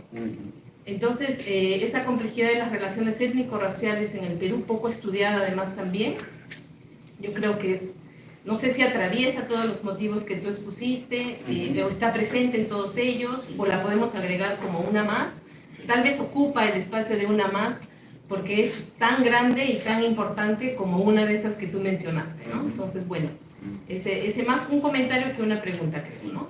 Gracias. Fui muy claro. Tenemos 3 pedidos de pregunta y en teoría tenemos 15 minutos nomás. Podemos estirarnos un poquito más, pero bueno, vamos a hacer entonces, modificamos una sola rodada y les pido para ser breves. Bueno, muy buenas tardes. Gracias por las 3 ponencias. Mi pregunta va para Roger. Y es una pregunta en torno a tu posición, ¿no? Y aprovecho para decir que, bueno, Roger, como un representante de esta nueva generación de indianistas contemporáneos que creo han ofrecido con la crítica al pachamamismo uno de los mayores aportes históricos al debate boliviano en los últimos años, en un tiempo que parecía estar predominado por el letargo. Y en ese sentido, creo que en tu ponencia queda muy claro una crítica a la incongruencia que existe entre, vamos a decir, una constitución y una normativa pachamamista y una realidad extractivista o ultramodernizante, yo qué sé, y la crítica va a mostrar que hay esta incongruencia. Pero mi pregunta es, con tu postura, ¿dónde estaría la resolución a la contradicción? ¿O es que la Constitución se tiene que adaptar a una realidad que avanza hacia una modernización, pero desde el polo popular? ¿O si esta realidad se tiene que más bien adecuar al marco plurinacional desde sus orígenes, como fue planteado, o ninguna de las dos? Y en este caso, si no es ninguna de las dos, ¿por dónde crees desde tu postura idealista que debería avanzar la cuestión? Bueno, Cris. yo soy Cris, André ya me conoce. Mi pregunta va para Clayton y para Roger. Primero tiene mucha relación con lo que la compañera acaba de poner sobre la preocupación vinculada con esos grupos más a la extrema derecha neoliberal. Un día antes de las elecciones de Milei en Bolivia, en Argentina, en Bolivia, ha habido una reunión en Santa Cruz organizada por Antonio Saravia Tapia, que es cuate de Sánchez Berzain, ¿no? Que es una persona muy complicada, en la cual estaba algunas personas importantes también del catarismo, como Fernando Untoja, de ese catarismo más neoliberal, y es una preocupación porque los vínculos que utilizaban eran justamente los vínculos de las narrativas de Milei, ¿no? Del libertario, de esa línea más neoliberal. Entonces te quería preguntar si tienes, en la línea de lo que la compañera preguntó, algún punto con relación a esa nueva vieja derecha, ¿no? que se constituye en esos territorios y que también de alguna forma articula a gente de los pueblos indígenas, articula a algunos movimientos que hay en el interior de Bolivia. Y a Roger yo quería preguntar algo que tiene que ver con más con la contradicción, ¿no? El pachamamismo que tú hablas tiene que ver con una apropiación del Estado que construye lo que Silvia Rivera decía que era como un indígena higienizado prácticamente, pero yo te pregunto también, utiliza un término que es muy caro a los pueblos indígenas, ¿no? Históricamente sabemos que los pueblos quechua y mara que utilizan el término Pachamama nunca dejaron de vincular la cosmovisión andina con la rebeldía. Entonces, ¿cuáles son las condiciones contradicciones al utilizar también el término pachamámico como algo que es apropiado por el Estado, cuando vamos a mirar exactamente a esos sectores populares que no necesariamente son estatizados, ¿no? Es eso. Bueno, ya, no sé, yo pensé la pregunta un poco ahora con la pregunta de la hermana de Perú. Primero, la cuestión de la plurinacionalidad de la nación, ¿no? He hablado bastante con Andrés sobre eso. Yo veo un poco que, bueno, si nosotros pensamos en el contexto de Perú, me acordé del texto de Von Hau, que dice, bueno, la nación peruana es una nación criolla, ¿no? Tuvo este momento nación de Zabaleta, ¿no? Y después ahora una plurinacionalidad, en que el elemento hegemónico de la representación de la nación, de la plurinación, ¿no? Entonces yo quisiera pensar en ese nacionalismo en Brasil, la nación de la familia, la nación de las élites. Entonces yo no sé si podemos un poco pensar hoy día en América Latina. O sea, antes veíamos un proceso mucho más lineal de evolución. Quisiera escuchar un poquito sobre eso de todos ustedes, no sé, y también un poquito sobre el caso boliviano. Yo estaba pensando, bueno, entonces la plurinacionalidad trae el indígena entonces como este gran actor hegemónico, al menos en la representación.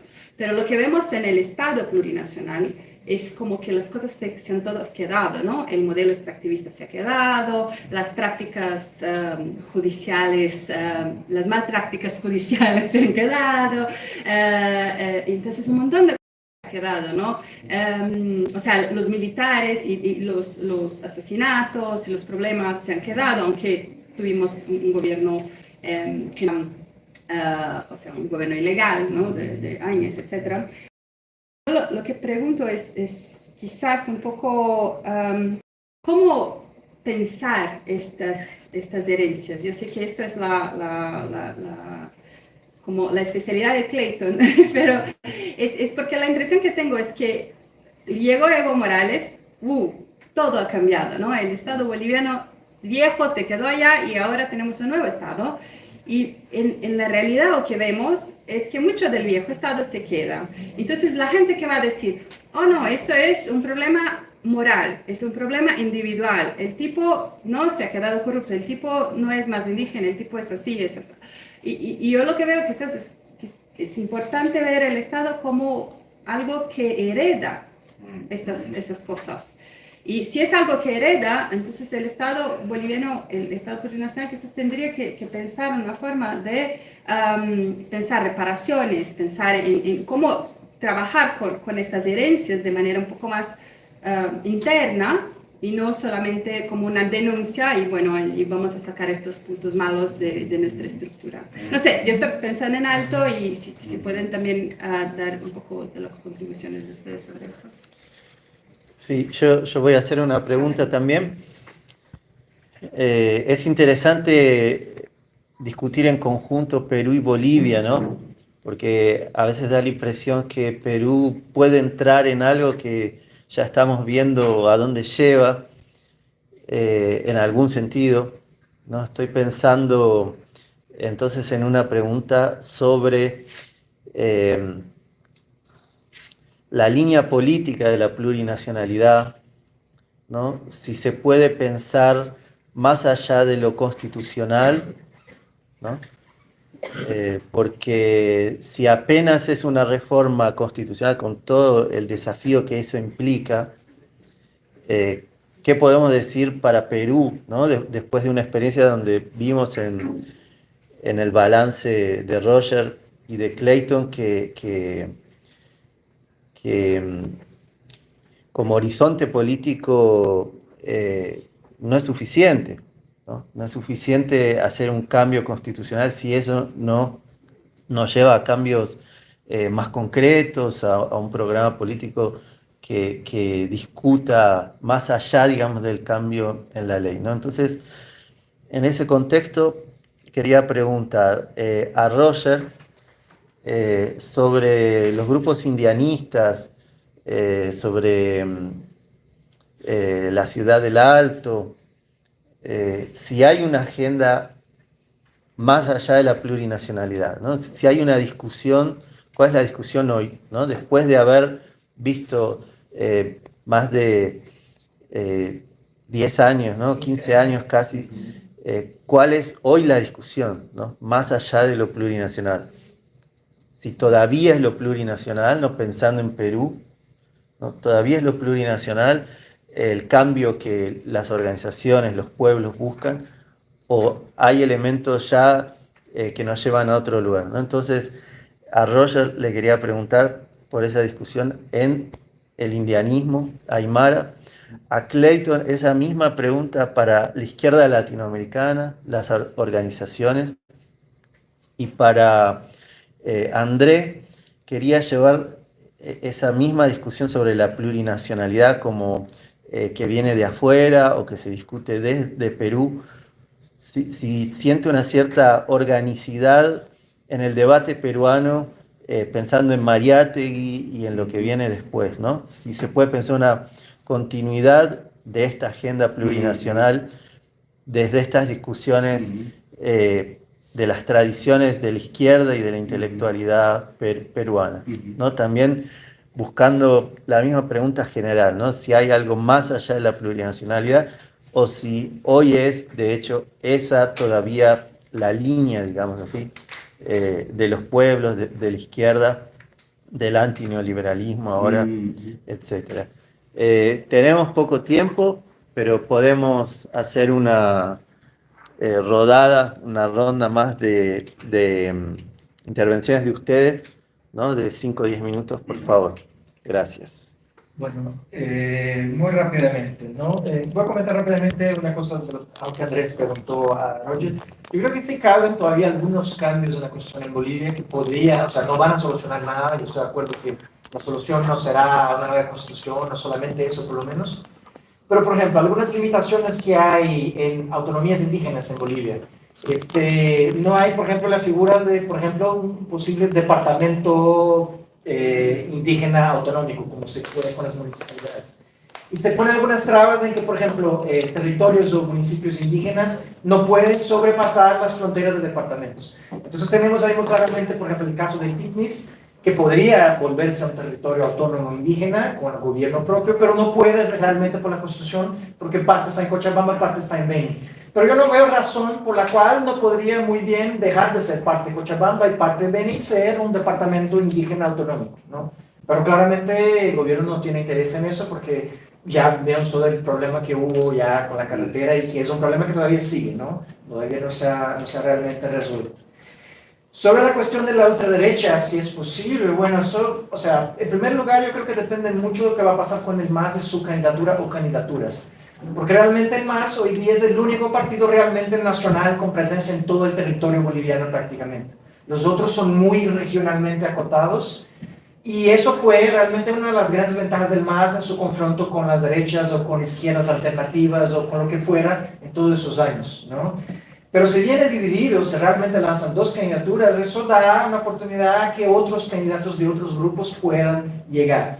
Ya en las elecciones de 2019 hubo una gran sorpresa con un candidato que era un pastor de origen coreano, Chi, alguna cosa, no me acuerdo bien, y que nadie le daba bola y al final terminó en tercer lugar, ¿no? Frente a un otro candidato ahí de Santa Cruz que era la tercera fuerza considerada, ¿no? Pero bien, en el 2020 ya esa figura se desinfló y sacó casi nada, ¿no? Prácticamente no tuvo relevancia. Entonces, pero de la misma manera, también en 19 me llamó la atención Víctor Hugo Cárdenas, quien fue vice de Goni, ¿no? Y sobre reformas multiculturales, se lanzó candidato también y tenía un discurso bastante reaccionario ahí, ¿no? No tuvo mucho rédito electoral, pero ya tenía un discurso muy reaccionario. Y eso es una señal, ¿no? De que, o sea, no está inmune, sobre todo si se divide el MAS y otras cosas, puede pasar. Ya para 2020 la figura que ocupó ese polo reaccionario fue el de Camacho, ¿no? Que después se eligió gobernador de Santa Cruz y hoy día está en la cárcel. Pero que tiene todavía seguidores, bueno, las derechas de Santa Cruz se dividieron, ¿no? El vicegobernador está peleado con él, porque asumió el cargo, ¿no? Con él en la cárcel y eso. Pero bueno, pero también era un liderazgo que en Santa Cruz era muy fuerte, pero tú miras los resultados de 2020, el resto del país sacaba menos que Nina, no sé qué, Nina del PAN, que es una candidata así muy pequeña, y ahí en el altiplano no tenía ningún asidero, ¿no? Entonces, yo creo que dependerá mucho de lo que va a pasar con el MAS, ¿no? Las oportunidades de las oposiciones, realmente, porque si el MAS logra unificar una candidatura solo, yo diría que es muy probable que gane por la fuerza que todavía tiene, aunque claro, falta 1 año y medio por ahí para las elecciones, algo así. Entonces no hay como dar una respuesta así definitiva, ¿no? Tajante a lo que va a pasar. Con relación a la cosa del plurinacional, ¿no? Como idea para la izquierda latinoamericana, si bien, ¿no? El resultado concreto de esos 15 años de estar plurinacional en Bolivia y Ecuador tiene claroscuros, pero también tiene algunos avances, ¿no? Que fueron importantes, contradicciones. Pero me parece que por lo menos en términos de liderazgo de otros países todavía llama la atención y la gente, no sé si porque no sabe exactamente qué pasó o no quiere saber qué pasó o se aferra a la parte positiva, ¿no? A la parte llena del vaso y todo.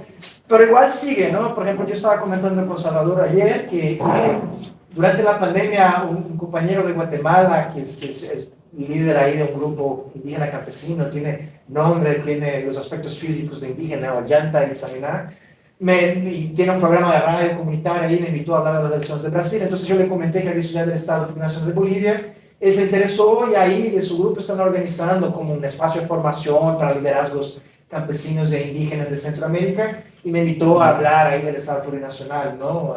Virtual va a ser inicialmente. Pero yo veo cuando hablo con él que se entusiasma mucho, ¿no? Con una idea de hacer Guatemala un estado plurinacional y eso. Entonces, de la misma manera que apareció ahí en Chile durante el inicio de la constituyente, cuando creían que todo era posible, y surgió, y que realmente yo comentaba ahí con André, cuando vi esa noticia me tomó así tuvo un susto realmente. Oye, Chile, estado plurinacional, yo no lo veía llegando, ¿no? Al final no llegó y yo estuve allá la semana del referéndum y me llamó la atención que los mismos discursos que yo escuchaba durante el proceso constituyente en Bolivia, ahí se estaban utilizando los mismos, ¿no? De que el Estado se va a fragmentar en un montón de países independientes, si tú vas a viajar a no sé dónde, tienes que llevar tu pasaporte, sacar visa, porque la carretera pasa por tierra mapuche y no te va a poder, y la misma cosa que en Bolivia estaban hablando ahí en Chile, ¿no? Y fue uno de los puntos focales en que la derecha usó para alabancar el voto por el no, ¿no? De entre algunos otros fue uno de los más fuertes. Pero entonces igual sigue apareciendo, ¿no? Esa idea en algunos otros contextos aquí en Latinoamérica. Y bueno, a ver qué pasa, ¿no? Realmente, si uno que esté esperando que por poner en su constitución y en el nombre del Estado de Guerras del Plurinacional se resuelve todo, realmente va a ser una decepción, ¿no? Pero, sin embargo, yo lo veo como algo que por lo menos en el caso de Bolivia, sí trajo algunas cosas que fueron sí interesantes, ¿no? Aún con esas contradicciones, y que por lo menos han, no sé, abierto algunos nuevos senderos, algunas avenidas por donde pueden encaminar esas luchas, ¿no? Con las contradicciones que surgen y, claro, no sé, esperar que se van a solucionar todos los problemas y que vamos a vivir todos en armonía y el buen vivir y todo así, ¿no? Realmente yo no lo creo, ¿no? Lastimadamente no lo veo venir, pero bueno, a ver qué va a pasar y dependerá mucho de lo que se organice, ¿no? Porque incluso en el caso boliviano, que es el que yo conozco mejor, justamente como comenté, en los lugares donde sí había algún grado de organización más fuerte, se pudo avanzar más, ¿no? En otros donde no estaba, aún con la protección constitucional, no se pudo, ¿no? Entonces dependerá mucho de la autoorganización de las mismas comunidades, de los mismos actores, de los partidos, los instrumentos políticos, de lo que sea. Bueno, rápidamente también, con relación a la primera pregunta, en antropología se dice toda traducción es una traición, ¿no? O sea, traducir de los idiomas indígenas al idioma castellano, portugués, siempre va a ser muy limitado, va a ser muy... no va a lograr expresar la totalidad de las palabras indígenas, ¿no? Desde Teófilo Laime podríamos decir Pachamama, generalmente se dice, ¿no? Pacha, mama, pacha, tiempo, espacio, lo que generalmente se dice, pero viene de dos palabras, ¿no? Que pa, que viene de paya, dos, ¿no? Y cha, chama, que es fuerza, dos fuerzas, el tiempo, el espacio, el mundo, por eso también se lo ha dicho mucho, y la madre tierra como el sujeto que estaría en la tierra en sí, ¿no? La Pachamama no se piensa en el Arajpacha, ni en el Mancapacha, la Pachamama sería como la tierra en que estamos presentes, estamos conviviendo, entonces... pero es diferente cómo se piensa desde la normativa también, ¿no? Por ejemplo, Anders Burman va a hacer una crítica muy interesante sobre cómo conceptos indígenas que se han trabajado desde el liberalismo, desde el catarismo, desde intelectuales indígenas van a perder su sentido cuando entran a la normativa, cuando entran al Estado, ¿no? Uno de esos conceptos sería, por ejemplo, Sumacamaña, ¿no? Que al convertirse en vivir bien, pierde mucho de su sentido. Pachamama también, ¿no? Hasta Inca Huáscar Choquehuanca, y Yapa Calizaya me decía una cosa muy interesante, que hoy hablamos de la mita, ¿no? La profesora hablaba de la mita, él decía que es diferente la mita, como es originalmente, ¿no? Que era un sistema de organización antes de la colonia, tenía un sentido diferente cuando estaba dentro del Incario, y la mita, así sin el apóstrofe, ya tendría otro sentido colonial, como todos hoy en día lo conocemos. Entonces, hay diferentes lecturas al respecto. Creo que es difícil poder tener un solo concepto de la Pachamama, como también de otros conceptos indígenas, ¿no? En el Estado plurinacional. Con relación a la pregunta de Andrés, yo creo que va un poquito más allá todavía de lo que acabas de responder, Clayton. La apuesta del Estado plurinacional ha sido, sobre todo desde la Constitución Política del Estado, ha sido descolonizar el Estado desde el propio Estado, ¿no? Eso decía Iron Chimi, ¿no? La apuesta es descolonizar este Estado que históricamente ha sido represor de los pueblos indígenas, históricamente ha estado en contra de los pueblos indígenas, llegar al Estado para que desde el Estado podamos cambiar la realidad, podamos descolonizar el Estado desde el Estado. Esa era la apuesta. Obviamente es muy crítico en la realidad si hacemos un balance, no podemos ver avances al respecto, ¿no? Pero yo creo que tiene que ver mucho con la cultura jurídica que tenemos en nuestro país. En el 2019, en el momento del golpe y todo ese contexto, mucha gente de la Ciudad del Alto y hasta aymaras, quechuas, estaban con la Constitución y decían que se vaya el Estado plurinacional. Muchos decían, y han leído la Constitución Política del Estado, ni siquiera lo han leído, ¿no? Creo que es importante pensar hasta qué grado nuestras sociedades, sobre todo la sociedad boliviana, tiene una relación, un vínculo con la Constitución, digamos, como un instrumento jurídico para vivir en el cotidiano, para ejercer sus derechos, para exigir al Estado, ¿no? Creo que hay una cultura jurídica todavía, desde la parte técnica, jurídica, administrativa, muy ineficiente, muy colonial, muy racista, porque no aplican lo que dice la Constitución Política del Estado, como la hermana Marcela ayer bien lo ha mencionado, pero también hay un pueblo que no reconoce o no se refleja en la Constitución Política del Estado, por más que tengan artículos muy interesantes. No se puede negar el avance de la Constitución Política del Estado, ¿no? Yo creo que hay una cultura jurídica todavía precaria en el contexto boliviano, desde los pueblos indígenas, para ejercer su derecho de Estado plurinacional. Entonces, ¿cómo podemos avanzar esto? Yo creo que es con un sector social crítico. Esto creo que es algo fundamental en el caso boliviano, porque los sectores sociales indígenas que históricamente han estado interpelando al Estado ayudaban de alguna forma a controlar al Estado, a no excederse en sus políticas. Había un cierto tipo de control, pero con el Estado plurinacional, con el Pacto de Unidad, estos sectores sociales que eran cuerpo en las calles, disputando, exigiendo al Estado, se va a convertir en Estado, ¿no? Y muchos de estos militantes, de estos dirigentes sindicales van a ser parte del Estado y van a perder ese carácter crítico e interpelador al Estado. Entonces yo creo que tendríamos que empezar, obviamente, no destruyendo la Constitución Política del Estado, hay que seguir la Constitución Política del Estado, pero con un pueblo, un sector crítico que exija al gobierno, que exija a sus representantes el cumplimiento, el ejercicio de lo que dice la Constitución Política del Estado. Yo creo que en ese sentido podemos ir avanzando en la eficacia del Estado plurinacional de la Constitución Política del Estado. Con relación a la pregunta que hacía la hermana sobre las herencias, ¿no?, que tenemos del Estado, obviamente, desde el derecho hay un autor marxista muy interesante, Evgeny Pashukanis, ¿no?, que le hacía una crítica a Lenin, porque Lenin, cuando gana la revolución y saca a los zaristas y todo lo demás, él va a mantener ciertas estructuras del Estado zarista, del poder zarista, ¿no?, su normativa, su derecho y la estructura piramidal, ¿no?, por un tiempo determinado. Pashukanis decía, un jurista marxista decía que eso no se podía hacer, ¿no?, que si vamos a realizar eso, si vamos a mantener la estructura del Estado burgués, si vamos a mantener la estructura de sus normativas y le vamos a poner nombre socialista, estamos actualizando este poder, le estamos dando más vitalidad a esa estructura que deberíamos erradicarlo, ¿no? Entonces, en ese sentido, yo creo que el Estado plurinacional, en toda su estructura, obviamente tiene toda la forma republicana, ¿no?, de la República Boliviana, de los gobiernos neoliberales, pero con un nombre de Estado plurinacional. Ahí va otra vez el tema del ejercicio, de cómo ejercemos, de cómo hacemos eficaz lo que dice la Constitución Política del Estado. Tiene cosas buenas, obviamente. Pashukanis decía, ¿cómo hacemos un Estado más revolucionario? haciendo normativas más abiertas, ¿no? Porque decían que la normativa, el derecho burgués, siempre creaban leyes cerradas, ¿no? Hay que crear una normativa abierta, y creo que la Constitución Política del Estado, con sus nuevos conceptos, sus nuevos términos jurídicos, abre muchas posibilidades para poder pensar el Estado plurinacional también desde la eficacia del derecho, ¿no? Y para terminar, con relación al movimiento indianista, ¿no? Y cómo está viendo el Estado plurinacional, aquí es muy problemático en el caso boliviano. Para el movimiento indianista y catarista, o sea, el Estado plurinacional, más que un avance, ha sido un retroceso, ¿no? Gigante, ¿no?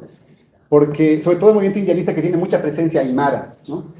Muchos de estos, Fernando Ontoja, por ejemplo, Pedro Portugal, que son los que hoy en día escriben dentro del catarismo y el indianismo, reniegan del Estado plurinacional porque más que un avance, habría limitado el potencial, sobre todo de la nación aymara, ¿no? Porque la nación aymara, al tener gran presencia política en el Estado boliviano, al ser un pueblo indígena más de los 36, habría quedado reducida, ¿no? El Estado plurinacional ha reducido a la nación aymara a una nación más de los 36, y eso habría quitado fuerza, ¿no? Fuerza interpeladora y demás. Entonces, ¿qué están pensando hoy en día los indianistas cataristas? Es una pregunta muy interesante. Y se podría decir que tanto el indianismo y el catarismo, que históricamente han estado peleando, hoy en día se unieron bajo el concepto de lo aymara, ¿no? Y no es nada descabellado que hoy en día se esté pensando la nación aymara, está pensando otra vez la idea de la nación, pero ya no de un Estado plurinacional, sino de pensar ya algo más allá de lo plurinacional, porque es un fracaso, no tendría respuestas cotidianas. Han reducido a los aymaras, más bien pensemos la nación aymara pensando con los peruanos, hermanos peruanos, con los hermanos chilenos, con la parte del sur de Argentina, pensarnos como nación aymara, ¿no? Una respuesta que todavía está creándose, pero ya está teniendo libros al respecto, eventos al respecto, grupos intelectuales al respecto, que está posicionando esta idea de la nación aymara, ¿no? Ante el fracaso de la plurinacionalidad, no vamos a volver a la República Boliviana otra vez, sino pensar en la nación aymara más allá del territorio republicano. Entonces yo creo que esa es una de las respuestas desde el indianismo y catarismo con relación a lo que el Estado plurinacional ha provocado en la actualidad, ¿no? Paradójicamente. Bueno, gracias por los comentarios y preguntas. Yo creo que incluso hay se puede contestarlos juntos, ¿no? Compañera peruana a quien agradezco el comentario y me disculpo por no haber subrayado ese elemento que también estoy de acuerdo, es clave, el racismo. Y creo que es un elemento más, pero también es transversal, como señalas, porque digamos, pasa a todos los demás. Pero ahí la cuestión es entender cómo el racismo, específicamente en Perú, operó para bloquear esta posibilidad de refundación. Porque si uno mira Bolivia, que es el otro caso en tela, en comparación acá en la mesa, el racismo no es menor, ¿no? Ayer, por ejemplo, yo leía la tesis o un avance de una tesis de un estudiante que estudia el doctorado bajo mi dirección, que estudia el Comité Cívico Pro Santa Cruz. Si uno mira cómo estas personas se referían en 2008 y en 2019 a Evo Morales, el racismo es brutal. No debe mucho a los López Aliaga, los en Lima, no debe nada, yo diría. La cuestión es, digamos, y Bolivia claramente no superó el racismo, porque, bueno, en 2019 dio su cara fea en las calles, en las manifestaciones de las clases medias, y después mostró su potencial letal desde el Estado en el gobierno de facto. Pero la cuestión es por qué el racismo en un caso actuó para bloquear, ¿no?, la transformación, en otro no fue suficiente, por lo menos para una transformación parcial importante, ¿no? Yo diría que ahí entra, digamos, la interacción del racismo con esos otros factores que señalé, ¿no? Y claro, ¿no?, en Perú es vivísimo al punto de que, digamos, el modo como se trató Castillo, ¿no?, un racismo tremendo, y cómo la misma Dina Boluarte tuvo que de alguna manera asociarse, plegarse al al carro no solo del fujimorismo, pero y de la corrupción, de las mafias congresales, pero también de esa sociedad criolla. Y ahí creo que lo que trajo Sue es fundamental. O sea, ella citó un artículo que nosotros dos leímos y discutimos juntos de dos sociólogos, Matías von Hau y José Itzigson, que intentaron proponer en 2006 una especie de un modelo teórico para pensar la nación y el nacionalismo de América Latina. Y Perú ahí es nombrado como uno de esos casos en que hubo un impasse en el siglo XX, el periodo histórico que estudia en el siglo XX básicamente, en que la nación criolla fue capaz de bloquear su reforma desde adentro por el APRA y después por los militares, ¿no? Y eso tuvo, digamos, consecuencias nefastas y quizás sería la síntesis de mi ponencia, ¿no? Y Perú sigue siendo básicamente una nación criolla, pero que por eso mismo no absorbe gran parte de la población que vive bajo el Estado peruano, ¿no? En Bolivia se logró algo distinto, y ahí podemos, como vimos acá, con las respuestas de los compañeros y todo el debate, que también levantó Salvador y otros, digamos, se puede discutir mucho los alcances y los retos y las limitaciones de lo plurinacional, pero mirándolo desde el Perú o mirándolo desde Guatemala, donde el genocidio indígena del siglo XX, digamos, victimó, en la mayoría eran indígenas, 200.000 personas, son avances, no hay cómo discutirlo, ¿no? Yo creo que desde Bolivia se puede y se debe discutir mucho los fracasos, las limitaciones, pero mirándolo desde esos otros dos países. Pero ahí está la cuestión, yo creo que yo puse de la traducción y de cómo se puede apropiar un concepto desde otro país y hacerlo suyo. Y ahí creo que Salvador dio una sugerencia interesante, ¿no? Pensarlo desde Mariátegui, pero claro, para mí la paradoja es, Perú produjo el marxista más creativo e interesante de América Latina del siglo XX. Pero ¿y después? Porque salvo excepciones, en la práctica política yo señalaría a Hugo Blanco, en la práctica político-teórica yo señalaría a Alberto Flores Galindo, que infelizmente falleció muy temprano. Pero la izquierda peruana fue durante la mayor parte del siglo XX extremadamente ortodoxa, extremadamente economicista, ¿no? Y digamos, redujo incluso el alcance de la misma obra de Mariátegui en el país, ¿no? Porque asoció a Mariátegui primero un estalinismo soviético, después a un ultramaoísmo y así por delante, limitando el alcance crítico y creador que su obra tiene, ¿no? Entonces, digamos, las excepciones como por ejemplo la organización campesina que Blanco impulsó en Cusco, fueron limitadas a nivel regional, más bien. Entonces, hay una obra por reconstruir la izquierda peruana, y hoy hay una decisión en la izquierda peruana, que no es una decisión en un gran partido como el MAS, que hoy se pelea, bueno, uno sabe qué va a pasar, pero no hay partido. O sea, hay de un lado una izquierda urbana, muy vinculada a los medios universitarios, que por ejemplo representa una Verónica Mendoza, entre otras figuras, Anaí Durán, entre otros, algunas muy interesantes incluso, y hay una izquierda regionalista que en su momento representó Castillo y parte de Patria Libre, y esa izquierda, por ejemplo, en términos culturales tiende a ser mucho más conservadora, a ver lo que Castillo defendía en términos de derechos reproductivos, o de las mujeres, o de los LGBT, ¿no? Y esos dos universos no se entienden, no se entendieron en el gobierno, no se entienden hasta hoy. Entonces, digamos, falta, como yo dije al final de mi exposición, mi ponencia, creo que la construcción de sujetos colectivos que puedan, de hecho, digamos, claro que hay mucha organización en Puno, hay las rondas campesinas, hay un universo de asociaciones, o sea, la campaña de Castillo no ganó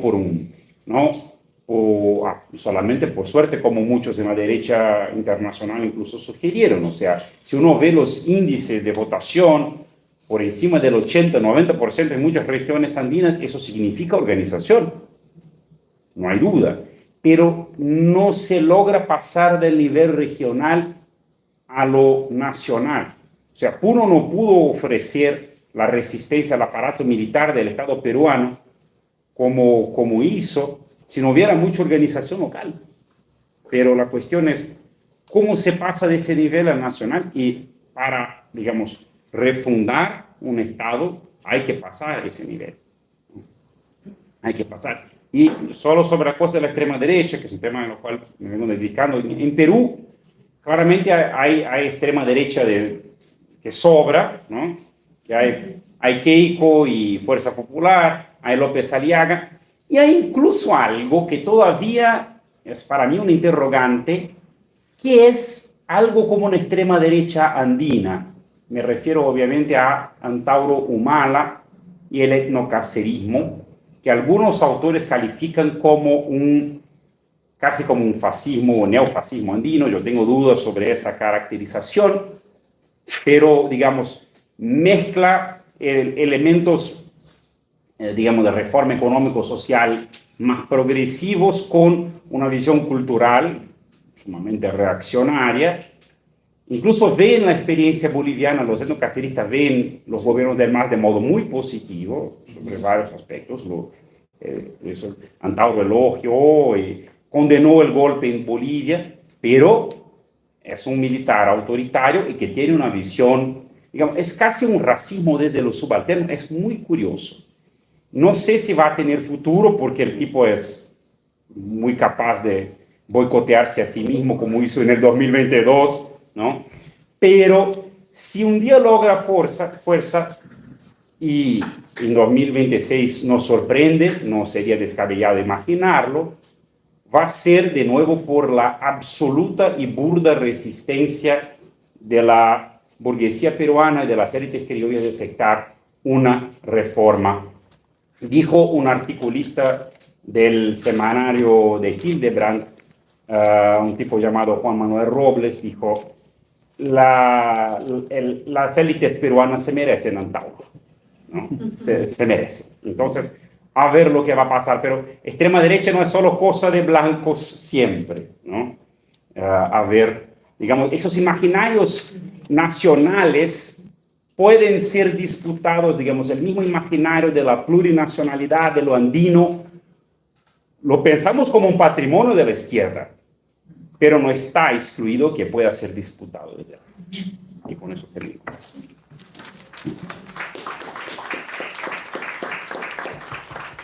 Bueno, muchas gracias. Resuenan en sus intervenciones las intervenciones de ayer de Jorge Cancina y de Marcela, ¿no? Y en realidad estamos acá solamente manteniendo abierta una discusión que espero que siga por varios caminos. Gracias a todos.